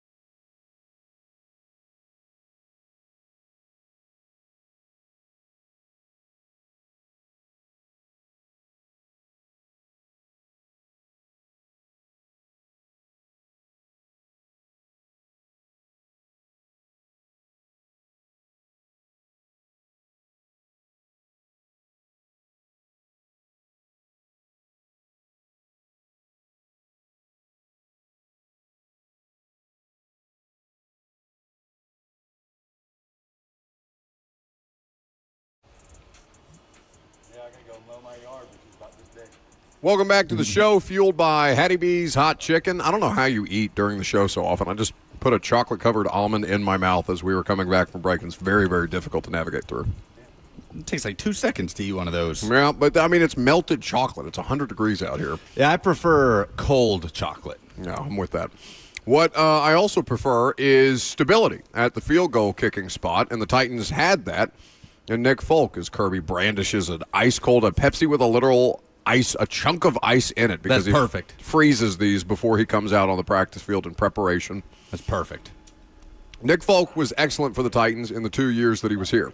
If there was an issue with Nick Folk, it was the special teams unit surrounding him, and even he was able to survive and advance through the Colt Anderson experience and be one of the few things, him and Morgan Cox, be one of the few things that you could not criticize about the special teams unit for Tennessee, which was historically bad. Now, obviously, Colt Anderson has since been fired. John Fossil is here to save all things special teams and hopefully not put the Titans, or that unit not put the Titans in as precarious a position as it so often did in 2024. But Nick Folk has signed with a new team. The Titans did not opt to bring Nick Folk back, who, even though he's in an advanced stage, I believe he's 41 or will be 40. He's 40, he'll be 41 in November. Will be 41 in November. They opted to move away from Nick Folk, even though he's been, I mean, Randy Bullock had like a season and a half where he was all right. And then they decided to move in a different direction from Randy. And again, we continue this magical carousel of Titans field goal kickers. None quite as bad as the 2019 season, where I think between place kickers and field goal kickers, they cycled through 9 of them. Yeah. But Nick Folk is back in the league with another team. Obviously, Joey Sly, the former Patriots kicker, has replaced him here. Yeah, Folk has been signed by the New York Jets at the age of 40. And to your point, he was fantastic. So good. In the last couple of years. 50 of 52. Crazy numbers for Nick Folk, who is by far the Titans' best weapon offensively. And I don't think those 2 misses were on him, if I recall correctly. So they waived Nick Folk. They let go of him at the age of 40 and bring in Joey Sly, who is 29 years old, has a monster leg, but does not have the accuracy numbers that Folk has had throughout the course of his career. Sly last year was 25 of 26 in extra points made, which is a good number. His field goal percentage was sub 80%. Now, he had a long of 63, and he consistently is able to get those field goals of 60-plus in between the posts. He had one at Nissan Stadium Saturday that prompted one of the biggest cheers from the crowd, a 66-yarder. No pads on, understand, but against the rush, a 66-yard field goal that had room to spare, that he drilled. But will they get the consistency that they got from Nick Folk? It's hard to imagine because of how insanely consistent Nick Folk was the last couple of years. Well, Sly's got leg, right? Like, I mean, he is as a rocket. And he looks like a linebacker. Like, yeah, he's jacked. built. I don't think I've ever seen a kicker built like that. He's very short. He's built like a fire hydrant a little bit. Like, and he's got the beard, like the lumberjack beard. Yeah, he's a very intimidating kicker. Like, that's one of those, when they talk about football players looking good getting off the bus, like nobody talks about the kicker that way. Nobody would guess that Joey Sly is the kicker when he gets off the bus. What would he be, like a safety? Ooh, what would he? I don't know. He's 5'11", 213. Is he 5'11"? Yeah, so short king. What do we think? Fullback. Yeah, Kirby says fullback. Fullback. That's what it is. He looks like a fullback. Fits right in here in Tennessee. But the question is his accuracy when it gets a little closer, and he has struggled. I'll pull the splits up and we can talk about them maybe. I don't know. Are we going to have a specialist on the show and preview the special teams unit? Sure. What specialist would we want? From what I hear, Johnny Hecker's a great talker. I'd love to chat with Johnny Hecker, a guy who's worked with John Bones Fossil before. Somebody who is not 5'11", by the way. That punter is tall like guy. 6'5". Very tall guy. But so we can pull up his splits at a later date when that information is available. I mean, it's available, but we just don't have it at our fingertips right now. This is something that they haven't had to mess with. Like, of all the things that have had to be messed with or need correction or all these other things, that you've just been able to have at least some peace of mind that the field goal kicker is going to go out there and do his job after so many years of just hell since basically Ryan Succop's first knee injury. I don't know that Joey Sly is that player, but far be it from me to have any questions about the way that John Fossil evaluates special teams, because he has been a longtime coordinator in this league, and I know special teams encompasses a lot. In fact, you might argue that special teams encompasses just about as much as offense or defense for all the different types of players that you're working with, all the different variations, the rule changes that you're now working through in the past couple of years. So Sly's got big shoes to fill. I don't know if the Titans fix a lot of stuff this offseason, but the kicker becomes a problem. Yeah. And not like he's a problem. He's a good kicker. Yeah. Yeah. But he's not as good of a kicker as the one that they just let walk. Not as consistent. And like we saw it at practice today. And isn't that the most important thing, though, for them? Sure. That you just don't have to think about it. Yeah. Yeah, for sure. He just special teams generally this year feels like the way we sort of talked about the offensive line last year, right? The difference being that offensive line play had been dreadful. Special teams here has been dreadful with the exception of kicker. So it is pretty similar. Like last year, offensive line play had been so bad for the Titans for the last few years, but it was kind of let Bill Callahan cook. Like, this is probably the worst unit on the team. It's been one of, if not the worst in the NFL for a number of years now, but we've got the best guy in the business to handle it. Full trust in him. And the offensive line still struggled. It took more than a year, and we're still in the process of finding out how much time it'll take to get the offensive line back to just being a league average group. That's how I feel about special teams this year, where it's been so bad. Last year was so bad, but yet we're not going into it this year talking about it as a big concern because, Bones has got it. He's got his hands on it now. He went from a first-year special teams coordinator to the best special teams coordinator in the game by all accounts. So how much blind faith do we put into John Bones Fossil to greatly improving the special teams unit the way we did with Bill Callahan last year, and the offensive line struggled last year? Punt return is a huge question mark. Other than that, you know who your punter is, you know who your kicker is. And they got better punter. Like a lot of people hemmed and hawed about Stonehouse, and I liked Ryan Stonehouse just fine as a person, but as a player, there was room for improvement, certainly. And the thing that they lost with Brett Kern was the ability to be so incredibly precise at the height of Brett, and really, just about until the end. Like, I got why they went with Stonehouse for a more cost-effective option at the end, even though that I've always liked Brett personally for obvious reasons that many people do. He's a great guy. But I think that when they lost Brett, or when they let Brett go and went with Stonehouse, that's opting for, one, younger and cheaper. Two, well, we hope that this guy's talented enough that he can figure out some of the stuff that we're going to need to refine him more. And it just never, one, they were a disaster of a special teams unit around him. So I don't want to ding Stonehouse for blocked punts and stuff like that. But there's also some stuff that Stonehouse never really got better at. And I know he's with the Dolphins now and will probably be just fine. But a lot of people looked at that as a long-term solution. Johnny Hekker is clearly an upgrade of the position.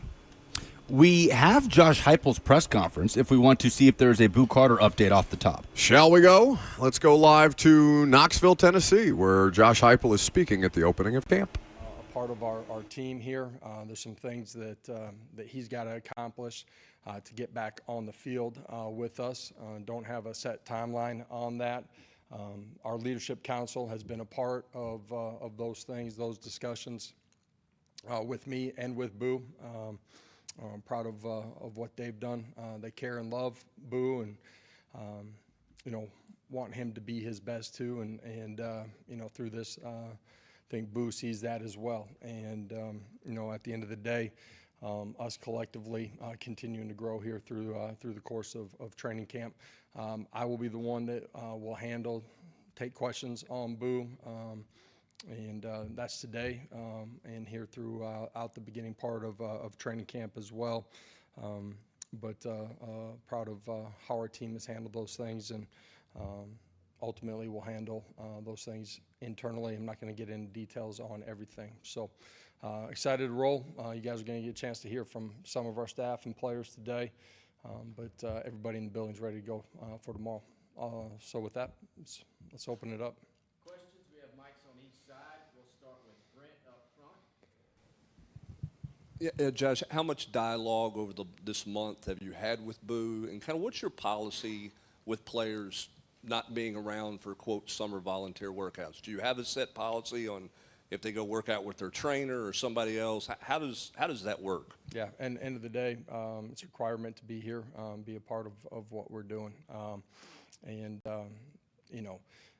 There's a lot of information out in the world. Some of it's correct, some of it's not. I'm not going to address everything. Over the last week, we're disappointed with how some things were handled. At the end of the day, you have a conversation. What does it look like moving forward?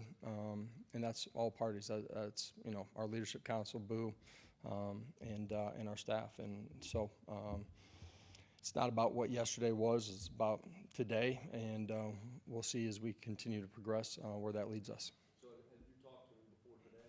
Yes, I had. So you've been in contact with him the last week or so? Parts of it, yes. I'm not saying every day, but yes. John, then Ben. Yeah, Josh, do you always consult with your leadership council when you're making a decision involving discipline a player? I think always is probably a stronger word than I would say always. My wife would tell you would get me into trouble. But I think each situation is unique, and I think, in leadership, it's important that you step back and, try to look at it from different angles as well. Ultimately, in this case, we had, conversations with multiple parties.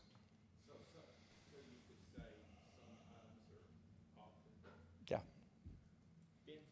Josh, what gives you confidence that your leadership council will welcome back Boo with open arms, and that his return won't impact the locker room or the leadership or your culture? Yeah. Well, you guys on leadership council, I know it's true in the locker room too. They care about the person, care and love for him, and want him to be his best. I think that starts in life, through the conversations we've had with him, and then that parlays itself onto the football side of it as well. So I'm not worried about the chemistry. At the end of the day, there's standards that we all have to meet, and that's everybody in the building. When somebody fails in that, whether they get another chance or not, that's, each situation is different.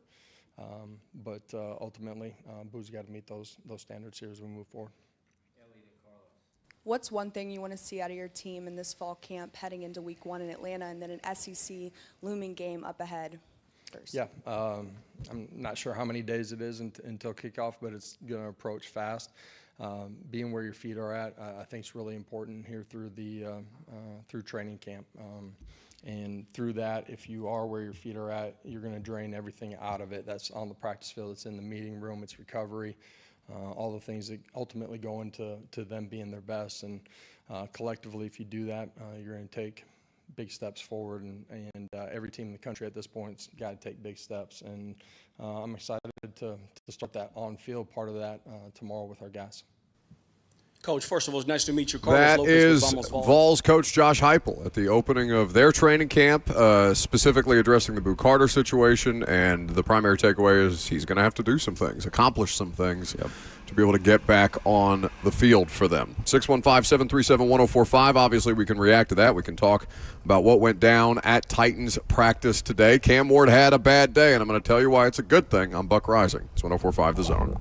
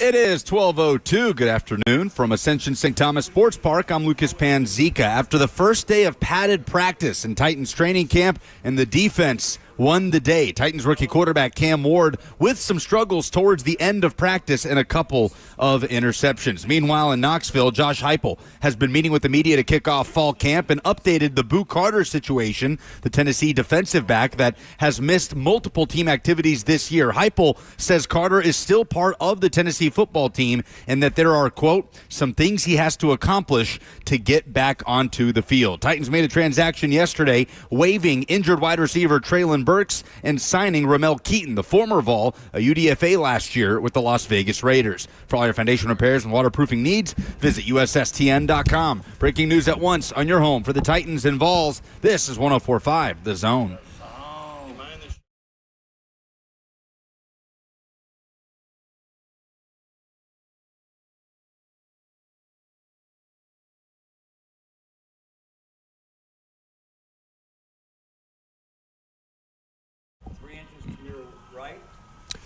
It's the final hour here from Ascension St. Thomas Sports Park. Practice has been over for 2, though. We're just chilling at this point.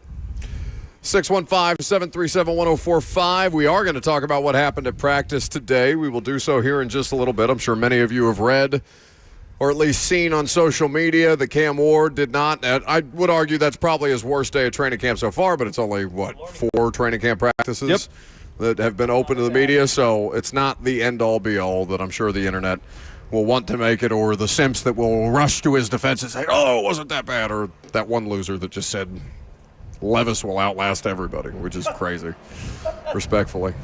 Hope Will has a successful surgery, by the way. That's scheduled for today as he AC joint. That okay, Kirby, do you know anything about AC joints? You're our best guess here. Well, I'm the one with a couple mangled knees, but what do you need to know? Well, he plays a lot of golf, Will Levis. Yeah, which is a lot of strain on the left knee, on the left AC. Okay. His, I believe, is a right AC, so that would not be detrimental. Well, Blaine, funny, you should mention that because our own Blaine Bishop, who is left-handed, has destroyed his shoulder to the point where he now will flip and play right-handed because he can no longer swing a golf club left-handed. Really? And as a witness, this is the difference between professional athletes and normal people. The rest of us. You would have thought he'd been playing golf right-handed his entire life, would watch him swing. That's crazy. I'm not saying he's going to go compete for the Masters, but he can bring it from the right. He can It play. was shocking. Well, I just, of all the things, because it is a curiosity to see, him needing a season-ending shoulder surgery, having gone through a whole off-season program and also playing a tremendous amount of golf. Well, we know what caused the injury. Right. Oh, yeah. And the golf probably didn't help. He probably tried to work through it, and like guys do. Okay, I just want to know what's fair criticism there, that's all. But we don't have to talk about that. I did want to ask one question. Bring your mic up. Do you? It's literally in his mouth. I didn't ask. I you can't to never check do your- nothing right for Oh, none of Lord, y'all. it's Moses. I didn't turn it up. What you got? No, I ain't got nothing. I ain't got nothing We for do y'all. that. I'm about to dive off of this top rope up here and You won't. frog splash onto the. You won't. I bet you won't. into the lake. You think he gets You to think keep you it? can make it? You think he gets to keep that little But nodule? not. I would want to keep it in a Some jar. of these sickos do. I mean, you would be the type. I mean, my dad has kept every baby tooth I have in a jar. You And got a jar of teeth? my dad does, yeah. When are you going to get your adult teeth? I have them now. Are you sure? Are you sure? That's his third pair. Those are very gummy. They look like corn kernels. All right. How do you unshare a practice notes thing from a group chat? Robert wants to talk about practice, but first we're going to talk about Boo Carter because Boo Carter has been the subject of much debate as to what the drama is. And I know there are people, there's stuff being speculated about on the internet. Josh Heupel addressed that. He said some of it's true, some of it's not. Declined to get into further detail on that. But the most important thing that we heard from Josh Heupel's press conference is that Boo Carter is going to have to earn his way back onto the field. He's still on the team, but exactly, going to have to earn his way back onto the field. And there was a question about if he will still play offense, which he did practice at throughout spring practice. Heupel said, quote, "We're going to take it slow here in the beginning and figure out where we're at as we get deeper into camp." So he's going to have to earn back everything. Trust of his teammates, snaps on defense before you can even think about playing on the offensive side of the ball. And so that'll be up to Boo Carter. And I'd say that's good progress, but not going to sit here and say, okay, it's all good, done and dusted, finalized. Dust is settled. Everything's good. He's going to be contributing to this football team. He's still with the team, but clearly there is still work to be done for Boo Carter to be a trusted member and contributor of this team again, like he was as a true freshman last year. Is it worth playing the opening statement again? Because we do have it. No, I mean, I think we pretty much covered it. Heupel also said that there is not a timetable right now on Jermon McCoy. Again, a part of that defensive backfield. Like, this defensive backfield looks dramatically different if Jermon McCoy, an All-American last year, and potentially the number one corner in the upcoming draft, isn't back at the start of the season, and if Boo Carter doesn't earn his way back onto the field. Because that's your number one corner, and that's your starting star in Boo Carter. Now, they've got more depth than they've had before. Colton Hood, the transfer addition from Colorado last year at corner, was huge for this reason. And Caleb Beasley, local guy, Lipscomb Academy, very highly recruited player who came out of high school as a corner. Maybe we could see him at safety. They have options. Ricky Gibson, who played opposite Jermon McCoy. But this defensive backfield does not reach its ceiling unless Jermon McCoy is healthy and Boo Carter is a contributing member of this football team again. And clearly, we're still a ways away from that. But luckily, they haven't even hit the field yet for practice. Titans were in full pads today. It was their first day of fully padded practice. Gunnar Helm was on the show almost right off the top, and Greg Cosell also joined us off the top to give some of his practice observations if you missed actual smart football analysis. But Robert is probably the next best thing that we have around here, and his notes were very diligent as Kirby throws just his threw his microphone headset off off to the side. disgustedly. He doesn't want to listen to these. He's not interested. He only cares about his 5 things he learned at training camp, which of course we will get to at the end of the show. Ooh, I missed what Greg said, so what if I just contradict everything he says and I look like a complete moron? Well, that would make more sense than you aligning with Greg. Oh, God, I should have listened to what he said and just repeated Too late everything now. that Greg said. Too late now. Are we doing 5 big things here? What are we doing? We could run through them and just talk about them as I saw them. All right, give me one. The most impressive Titans rookie on the practice field today was the man who came on your show. Gunnar Helm. Gunnar Helm.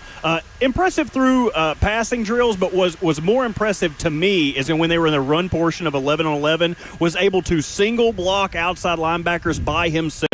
Jalen Harrell, and then our long cat, Desmond Evans. People were having a lot of trouble getting around him. He was able to get underneath the pads, stand them straight up. Desmond Evans looks like he should be so good at football. He looks like he'd be a killer hockey goalie. Like, just super long dude snagging 6'6". everything. He's super long. You know they can see you choking, and you might as well just cough into the microphone. I'm not the one derailing the show. The mic is up, and I'm coughing into my shoulder. Clip that. You're the clipper. Goodness. You're the clipper. What do you mean clip that? You're in charge of clipping. So you know things. they can see you. It's like 1% of our audience can see me coughing, all right? Do you know that we can see you? Robert, please continue. I'm now sorry. who's dismissive of the audience? Now who hates He's them? being very rude. Continue, please. Gunnar Helm. Sounds like Jeff and Roger McCreary last year. You're being rude to Roger. Very, very impressive. My second one is, who is this RB3 on this team? Because I think we all had big hopes for Mullings. I think they added Jamar Jefferson. He fumbles a lot. I think the guy Kalel Mullings, I mean. Yes. I think the guy who may be holding on to that RB3 spot, maybe Chestnut. Chestnut had a good run today in run portions. He's been here for so long now. And, I mean, you get the benefit of having a special teams player. You get the benefit of having a veteran running back where you're not having to throw in a rookie or, in Jamar Jefferson's case, because they cast off off. Hassan Haskins pretty quickly, citing better football value, better football players over special teams value, which I'm sure Brian Callahan regrets in retrospect. And here's the thing, though, about Mullings. He's a former linebacker. So we'll see what kind of impact he can make on special teams. I wouldn't be surprised if we get out there for a couple preseason games and he's out there just thudding some guys on special teams, bringing out that former linebacker. He's big. Big guy, developmental running back. So maybe it shouldn't be too big of a shock that he's having some of those fumble issues. But is it crazy to say that for your third running back, that maybe the fumbling at the end of plays in practice isn't as concerning when you consider the positive that he might bring on special teams? Disagree. If he's a better special teams player than the guy that he's competing with for that RB3 job, then do the fumbles really knock him back that much when he's not really going to be asked to run the football this season? You can give your thoughts on this, Robert, but I would just say maybe, that's a blanket statement, but like on this team where Tajay Spears is concussion prone, I want a better caliber third-string running back because lately that third-string running back is in play. And those fumbles in practice would be a case-by-case basis. Like, is it him trying to stay on his feet too long, fighting for extra yards? Because if that's the case, I want him to make those mistakes in practice so coaches can tell him, no, if you're in the game, get what you get and go down. Don't try to extend these plays. You're not any of these people that are going to need to stay on their feet. If you're Mullings, you just need to get what you're going to get, bully the pile. That's what I thought was impressive from Chestnut today. The most impressive run by someone that was not Pollard or Spears was him running for 4 and then getting 5 by pushing the pile. I like seeing that from Chestnut. Well, and that's a different dynamic than Spears or Pollard bring. Like, Tony's a tough guy, and I don't think Tajay's lacking toughness or anything like that, but they're just physically built different. Like, Chestnut, his contact balance is going to be the thing that makes him effective that way, a bigger build, and maybe they're hoping that Mullings becomes that a higher end version of that, right? It's kind of like the NWI Colton Dowell proposition, or at least what was thought of as the time. Okay, they're going to wait until the 7th round to draft a wide receiver, but if he can eventually succeed NWI as a guy who can play as a core special teams contributor and then go on to have a role in the passing game should he develop properly, I think that's a fine way to view Mullings right now. He's a rookie, but like the thing that I noticed about him the most is how loose he is with his ball security. And Chestnut's a guy that'll go off in a preseason game. 100%. Like, hell yeah, he will. He's good for a 95-yard. That Vikings third-string defense had no idea what the hell hit him. That's what I'm saying. So Khalil Mullings, run through a mother bleeper's face. Dude's got his work cut out for him. Through Well, extension. Do you have more observations? I did. But Okay. we can go to break. We I can got talk one about more. it next. Okay, cool. Go.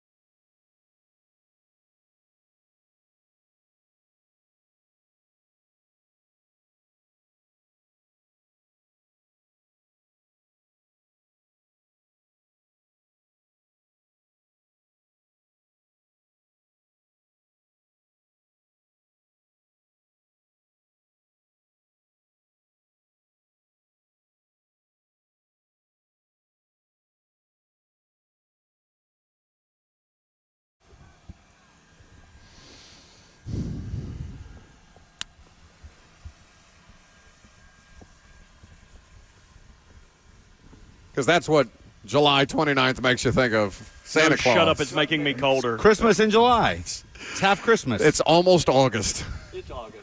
Don't excuse that's Ross's July. Don't excuse Ross's laziness by not going out and finding a song that's not Run Run Rudolph. It's I love this 97 playlist. degrees. You love this playlist? What playlist? I told you your one job this week is one, to make sure that we get on the air, and two, to make sure the music doesn't suck. And this is a good song, but not on a 97-degree day. Christmas in July. Do you What have about any of that the do you not Chantel? understand? What do you, Kirby? Why don't you make the playlist for tomorrow? Send it to Ross, and we'll see if he can't actually get some I need culture. the Four Seasons, the Ink Spots. The Ink Spots. Look like Bert Oh Lucas my and God! Bert. For those of you watching on Zone Gross. TV, That is a sweaty napkin. Robert just That was a sweaty unfurled a forehead. napkin, slapped the entire thing on his forehead, and immediately the thing was soaking wet as if he dropped a paper towel on a spill.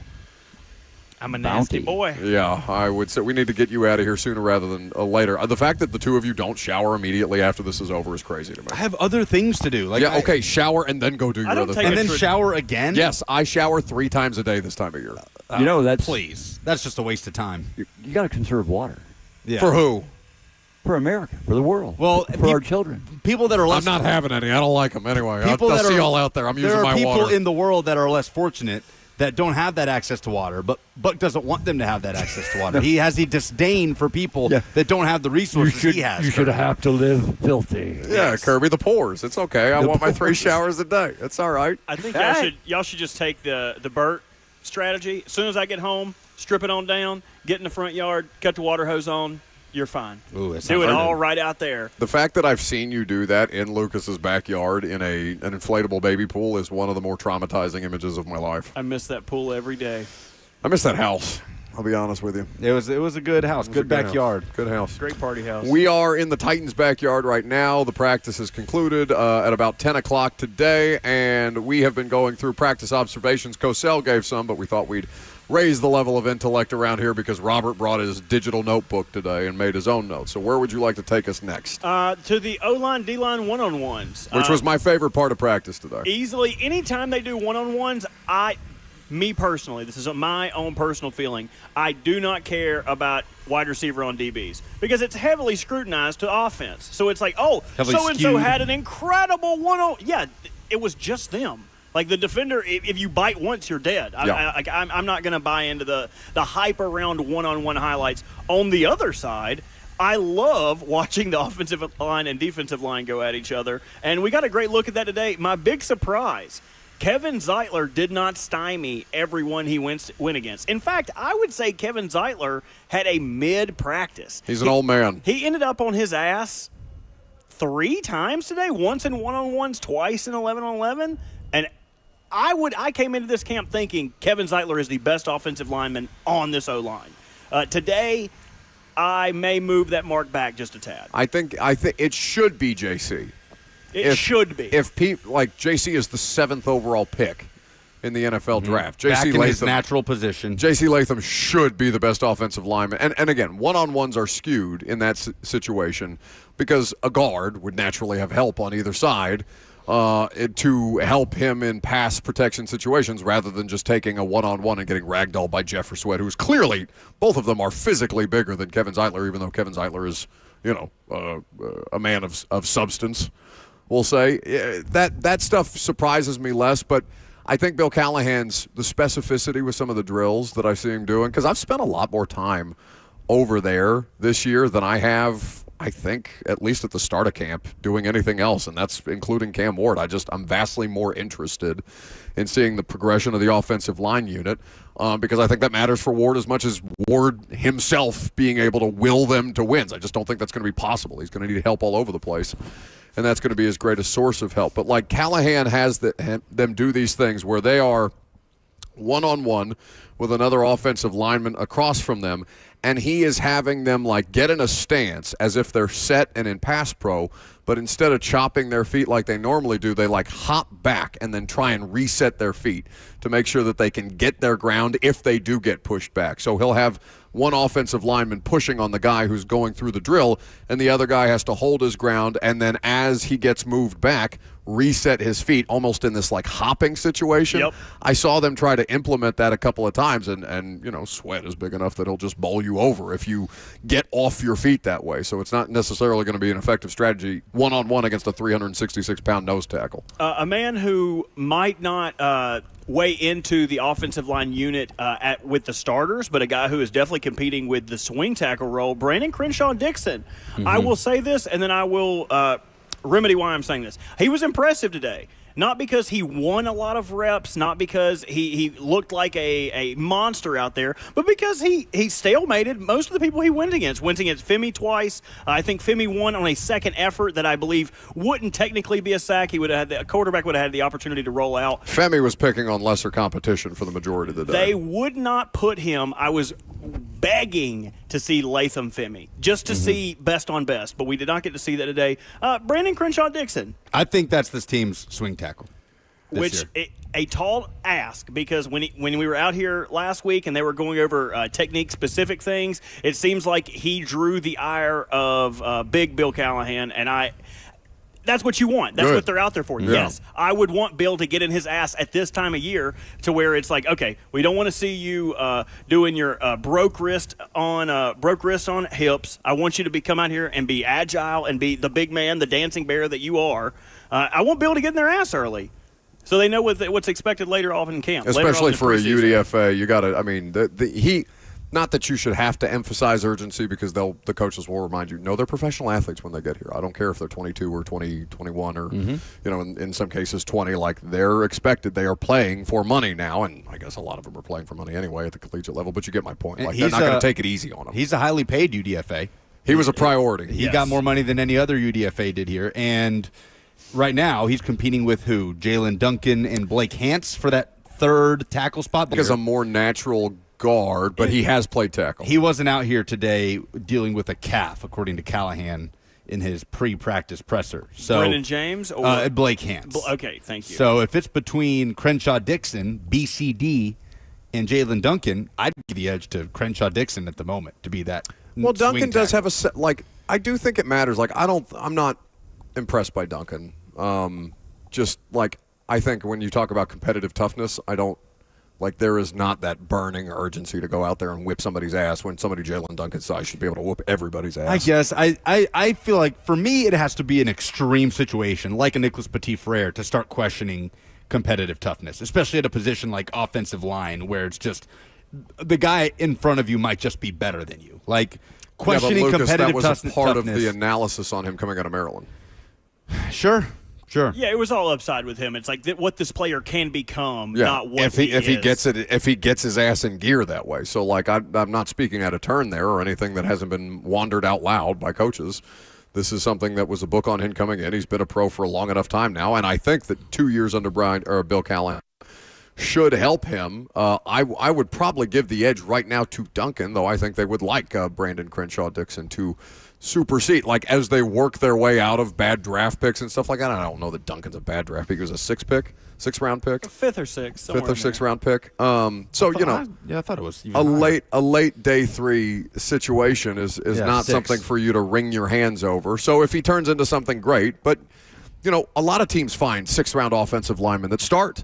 That's been the thing. Like, we talked about Chris Ballard, and the one thing that he seems to do well as the Colts general manager is replenish their offensive line unit. I think the Ravens do this well with where they're able to find guys in day 3 in particular, and maybe not immediate starters, but the guys that will come in and have a year. The center, Ryan Jensen, who was a 6th-round pick, who turned into an all-pro type of player. And he went to Tampa when he turned into an all-pro player. He wasn't great his rookie year in Baltimore, but I just remember being like, how the hell do they keep finding guys like this? Do you have any takeaways on the punt returners? I do. We were over there watching them, and are we interviewing you? Oh my God! I'm just confused by what the segment is. Well, I mean, I can leave. If you don't That'd need be great. me. Okay. Again, who's derailing the show here? Punt returners. I don't pretend to be any expert, but this is what I have heard. Other You are people, literally right now pretending to be an expert. I on am the radio. pretending to be someone who regurgitates what I saw at practice. Mhm. If you out there listening are listening to this and going, I'm going to put a lot of stock into what Robert said, that's your problem, buddy. I'm just telling you what I saw out here. Well, I am. Nobody asked you. You are what? Yeah, that scared the hell out of me. I didn't know. Look over my shoulder like who's He actually did jump. Who's breathing? What in is my that? ear? No, that laugh was worse. that breathy laugh. Get that out of my ear. Ugh. With punt returners, if we can finally get to this. Shut up, Ross. As I understand it, the defining features are: do they field the ball cleanly? Do they have to recollect it? Does it get bobbled when they field it? And how quickly do they get to the spot where the ball will be? Do they have to reposition themselves? Do they have to recenter where, I think the ball is going to be here, but then have a quick sidestep to the left? You don't want that. You want someone who's going to track the ball, know where it's going to be, and then field it cleanly. We saw very little of someone accomplishing both of those things. I think a lot of people want to put Xavier Restrepo into that box. Don't. I think he was the least effective out of Jaquan Jackson, James Prochet, and DK also returning, where he was not getting to his spot quickly, and every ball that I saw him touch had to be regathered. Yeah. So I think we are unfairly putting expectations on him of, Xavier Restrepo is really going to go for this punt return spot. I'm not seeing that in practice. I don't think you guys are either. No, and that's, the coaches are telling you that he's not doing it, and not out loud, but like. And not that he's bad. It's just the little things, right? That's what separates That he someone. is clearly a UDFA wide receiver for a reason. Yep.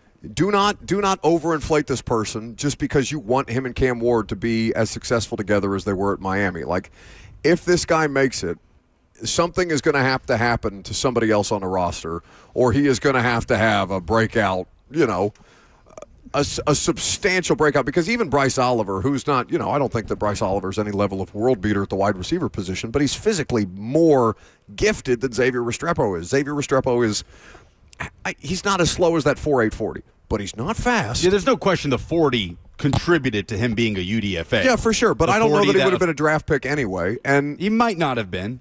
And he also has never been a primary punt returner in his career. Like at Miami, he hadn't returned a punt since 2023, and he returned 7 punts in 2023. But that's what this is. Like, and that's figure what it he's out. being asked to do to earn his spot on this team. Yeah, no, if you want a spot, give me something else other than what you're capable of, because you're not good enough as a wide receiver to make this active roster. Well, That's just give what it them is. something else. Yeah, Right. give them something else. Rather than asking him to do it, is like No, giving it's him me. Give me.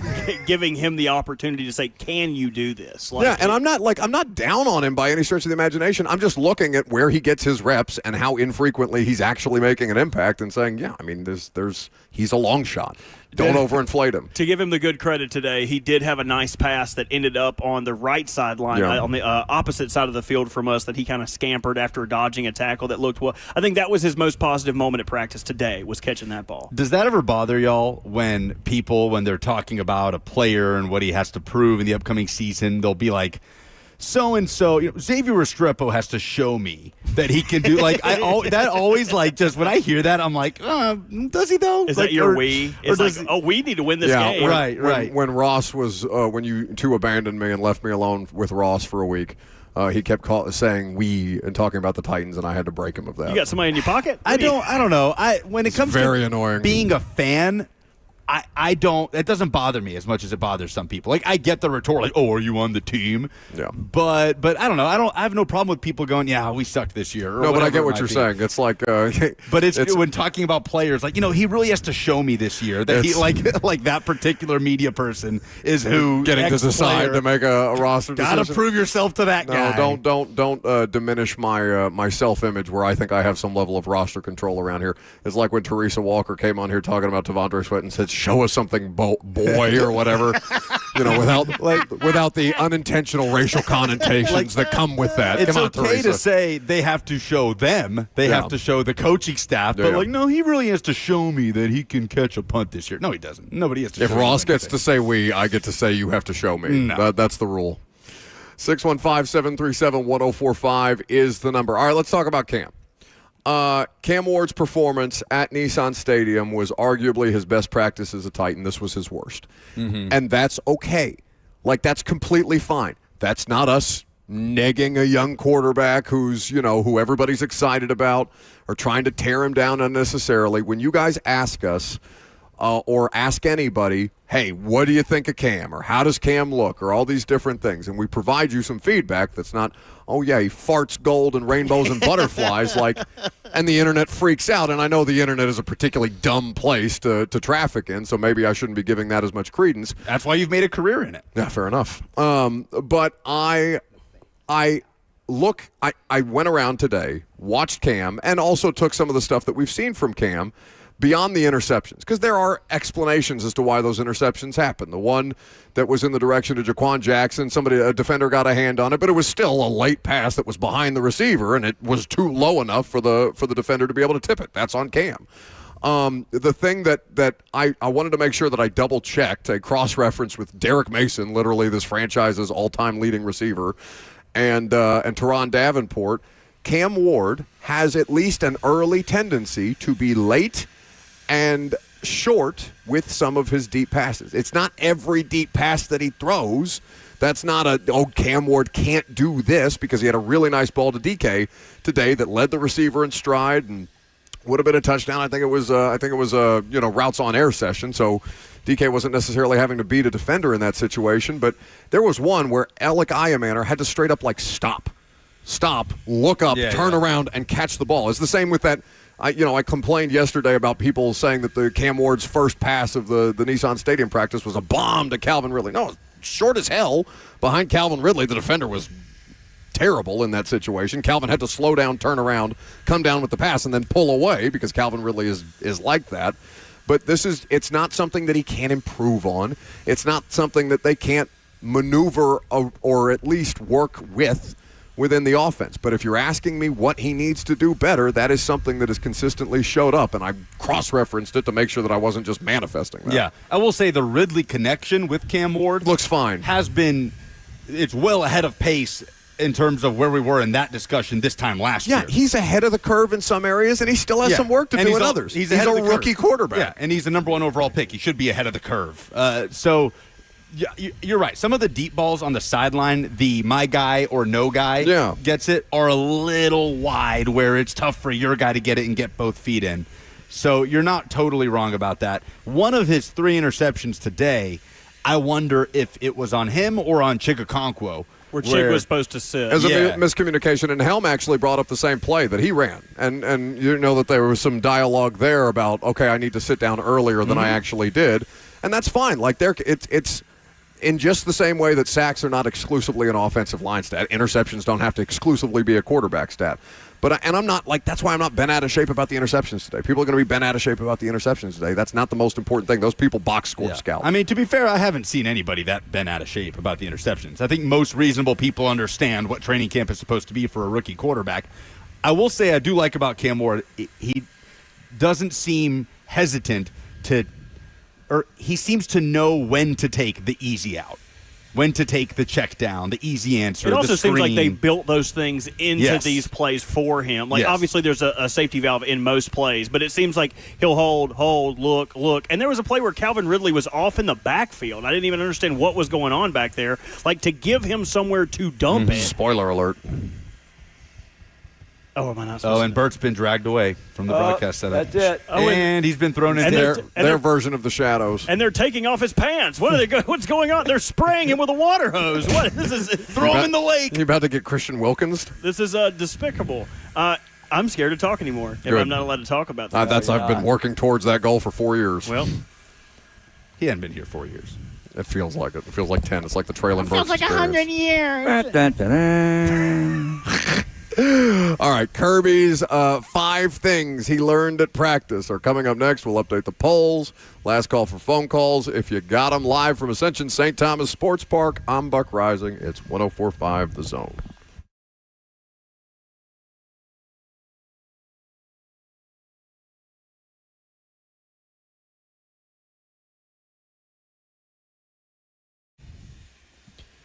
Financial insecurity is something that's probably been a part of everybody's life, no matter what phase of life you're in, whether you're just trying to improve your savings or your investment portfolio, or you're worried about retirement planning. If you are in a later phase of life and you haven't given that the due diligence, that is required. Trajan Wealth is here to help you with all of those different things. Financial independence is such a game changer, and that's something that Trajan Wealth CEO Jeff Jr., as a veteran, fully appreciates, that importance of true independence. He founded Trajan Wealth as an independent firm, allowing fiduciary advisors the ability to customize a portfolio to meet your unique goals and needs. So call Trajan Wealth to discuss options for achieving that financial independence today. 615-270-5000. 615-270-5000. 2 locations, Brentwood or Franklin, Brentwood and Franklin, or visit them online at TrajanWealth.com. Advisory services offered through Trajan Wealth LLC, an SEC-registered investment advisor. This is a paid advertisement.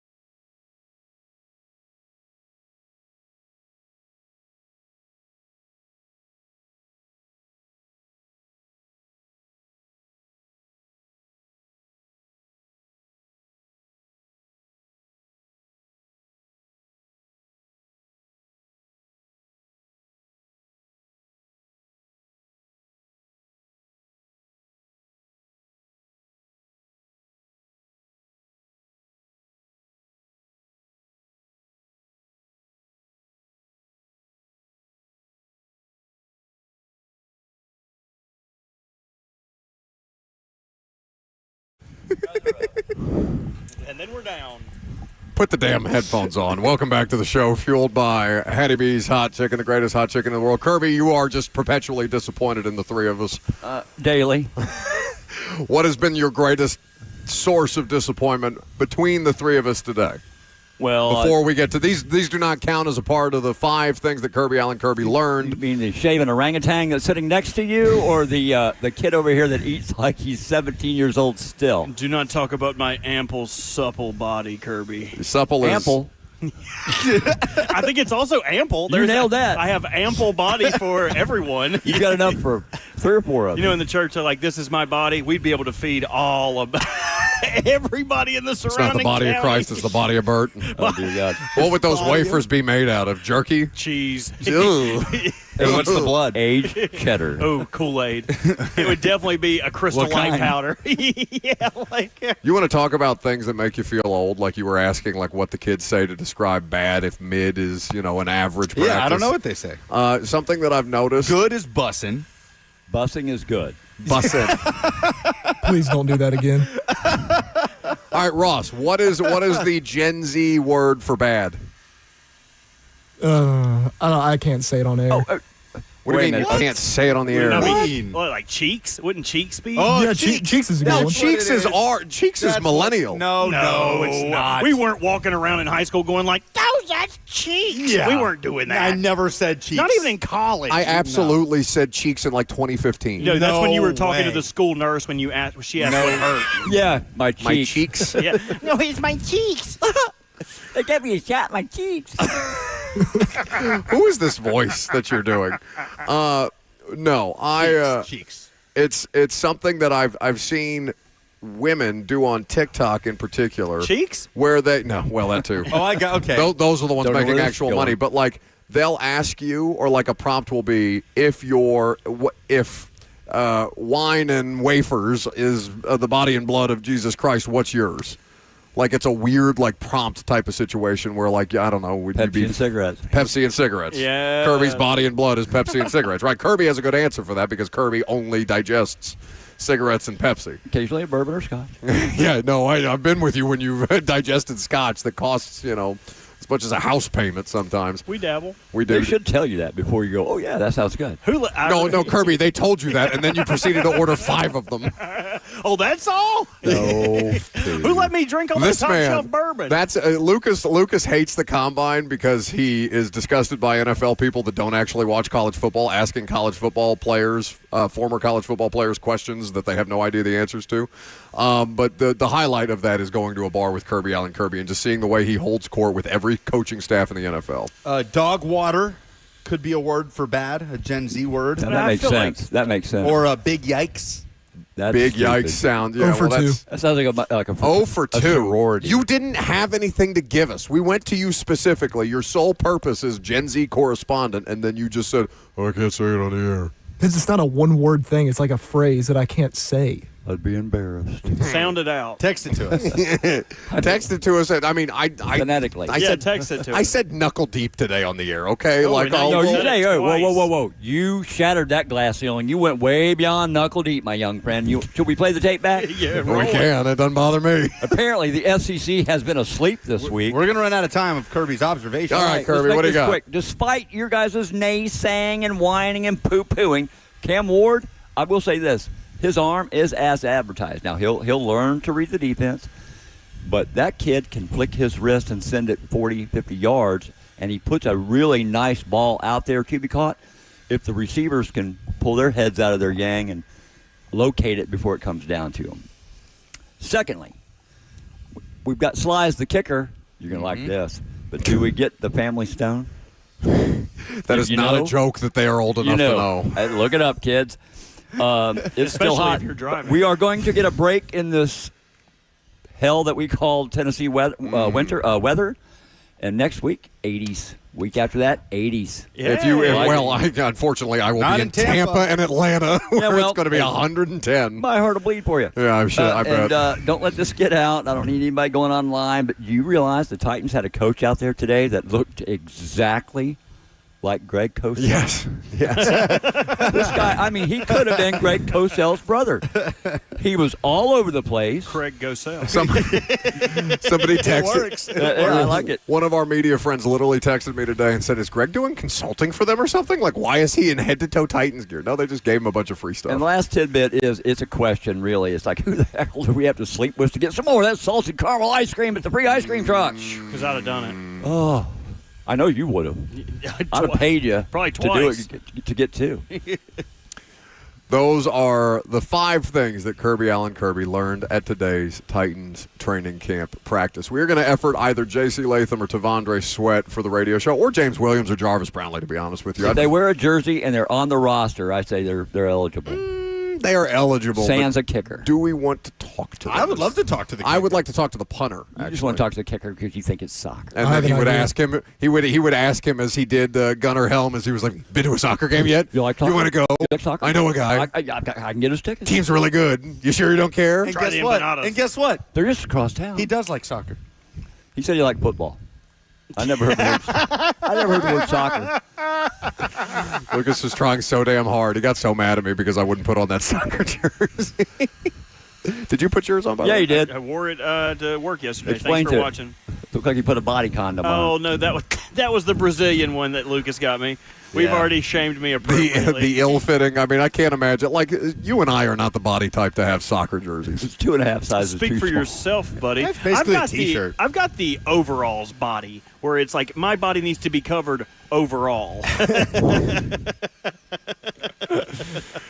And yet the only thing he won't put covers on is his nasty feet. All right, polls. Let's get the hell out of here.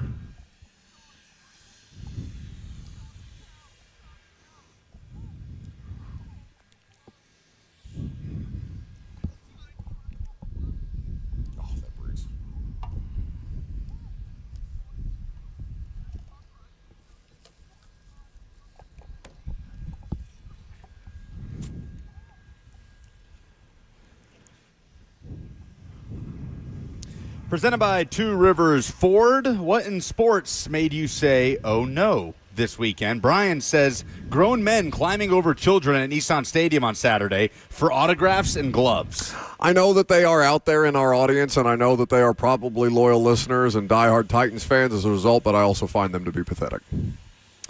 Respectfully. Rank the Titans receivers 1 through 4. Jake says Ridley 1, Iomanner 2, Lockett 3, Jefferson 4. Let's let Iomanner play a preseason game before we're comfortable putting him there. If they started the season with the regular season with Van Jefferson wide receiver 2, I wouldn't be shocked. I think it would go Ridley, Lockett, Jefferson, Iomanner. I don't like it right now. Okay. Again, this is the logic you just applied to Iomanner. Okay, who are you going to put in front of Tyler Lockett then? No, I'm not putting him in front of Tyler Lockett. I'm just saying, not as 2. Then who's 2? Van Jefferson. Van Jefferson, who to you wasn't going to make the team a week ago. Well, I don't know that Lockett's making the team either. You're all over the place with this stuff. Someone on the F&M Bank chat, Taylor, says, I played soccer against the guy with Bert's body. Well, why did you have to read this? Why did you have to read Incredibly this? difficult to defend if Bert has any ball skills. I don't. So not incredibly difficult to defend. I think we should try that. I think you should take him out on a pitch one day. I am going back on the soccer field tonight for the first time since I sprained my ankle. I have a doubleheader tonight. You think he comes back with he's going to blow it? He's going to have a Traylon Burke scenario. You think He's I'll going to come back on crutches tomorrow? break a collarbone, sprain a meniscus, the whole 9. Unfortunate for everyone involved. We need subs if I you wanna have come. prime time. Oh. Unfortunately. That's the first time he's ever used primetime to get out of something. Who wins the Vols quarterback job? 80.6% are going with the favorite, Joey Aguilar. 12.5% say Merklinger. 6.9% say McIntyre. Should he be the favorite, though? He's the only one that's ever played legitimate starting college football, and they're paying him over $1 million to be there. So, yeah, he is absolutely Give me the the favorite. turd slinger. He's going to have to earn it. You have to stop calling him that. That's his name. He is the turd slinger. Nobody calls You him can't that. have a name like Merklinger the turd slinger and expect me not to use that. Well, he doesn't have a nickname. You've tried to manifest this. If it rhymes, I'll throw it out there. Those are the polls? They are. Thank God. Hey, the bell doesn't dismiss you. I dismiss you. You don't do bleep. I've been fetching water all day like Jack and Jill, buddy. Well, yeah, that's about all you're good for. We appreciate you hanging out with us. Check out the podcast. Careful what you wish for over there, pal. See you tonight.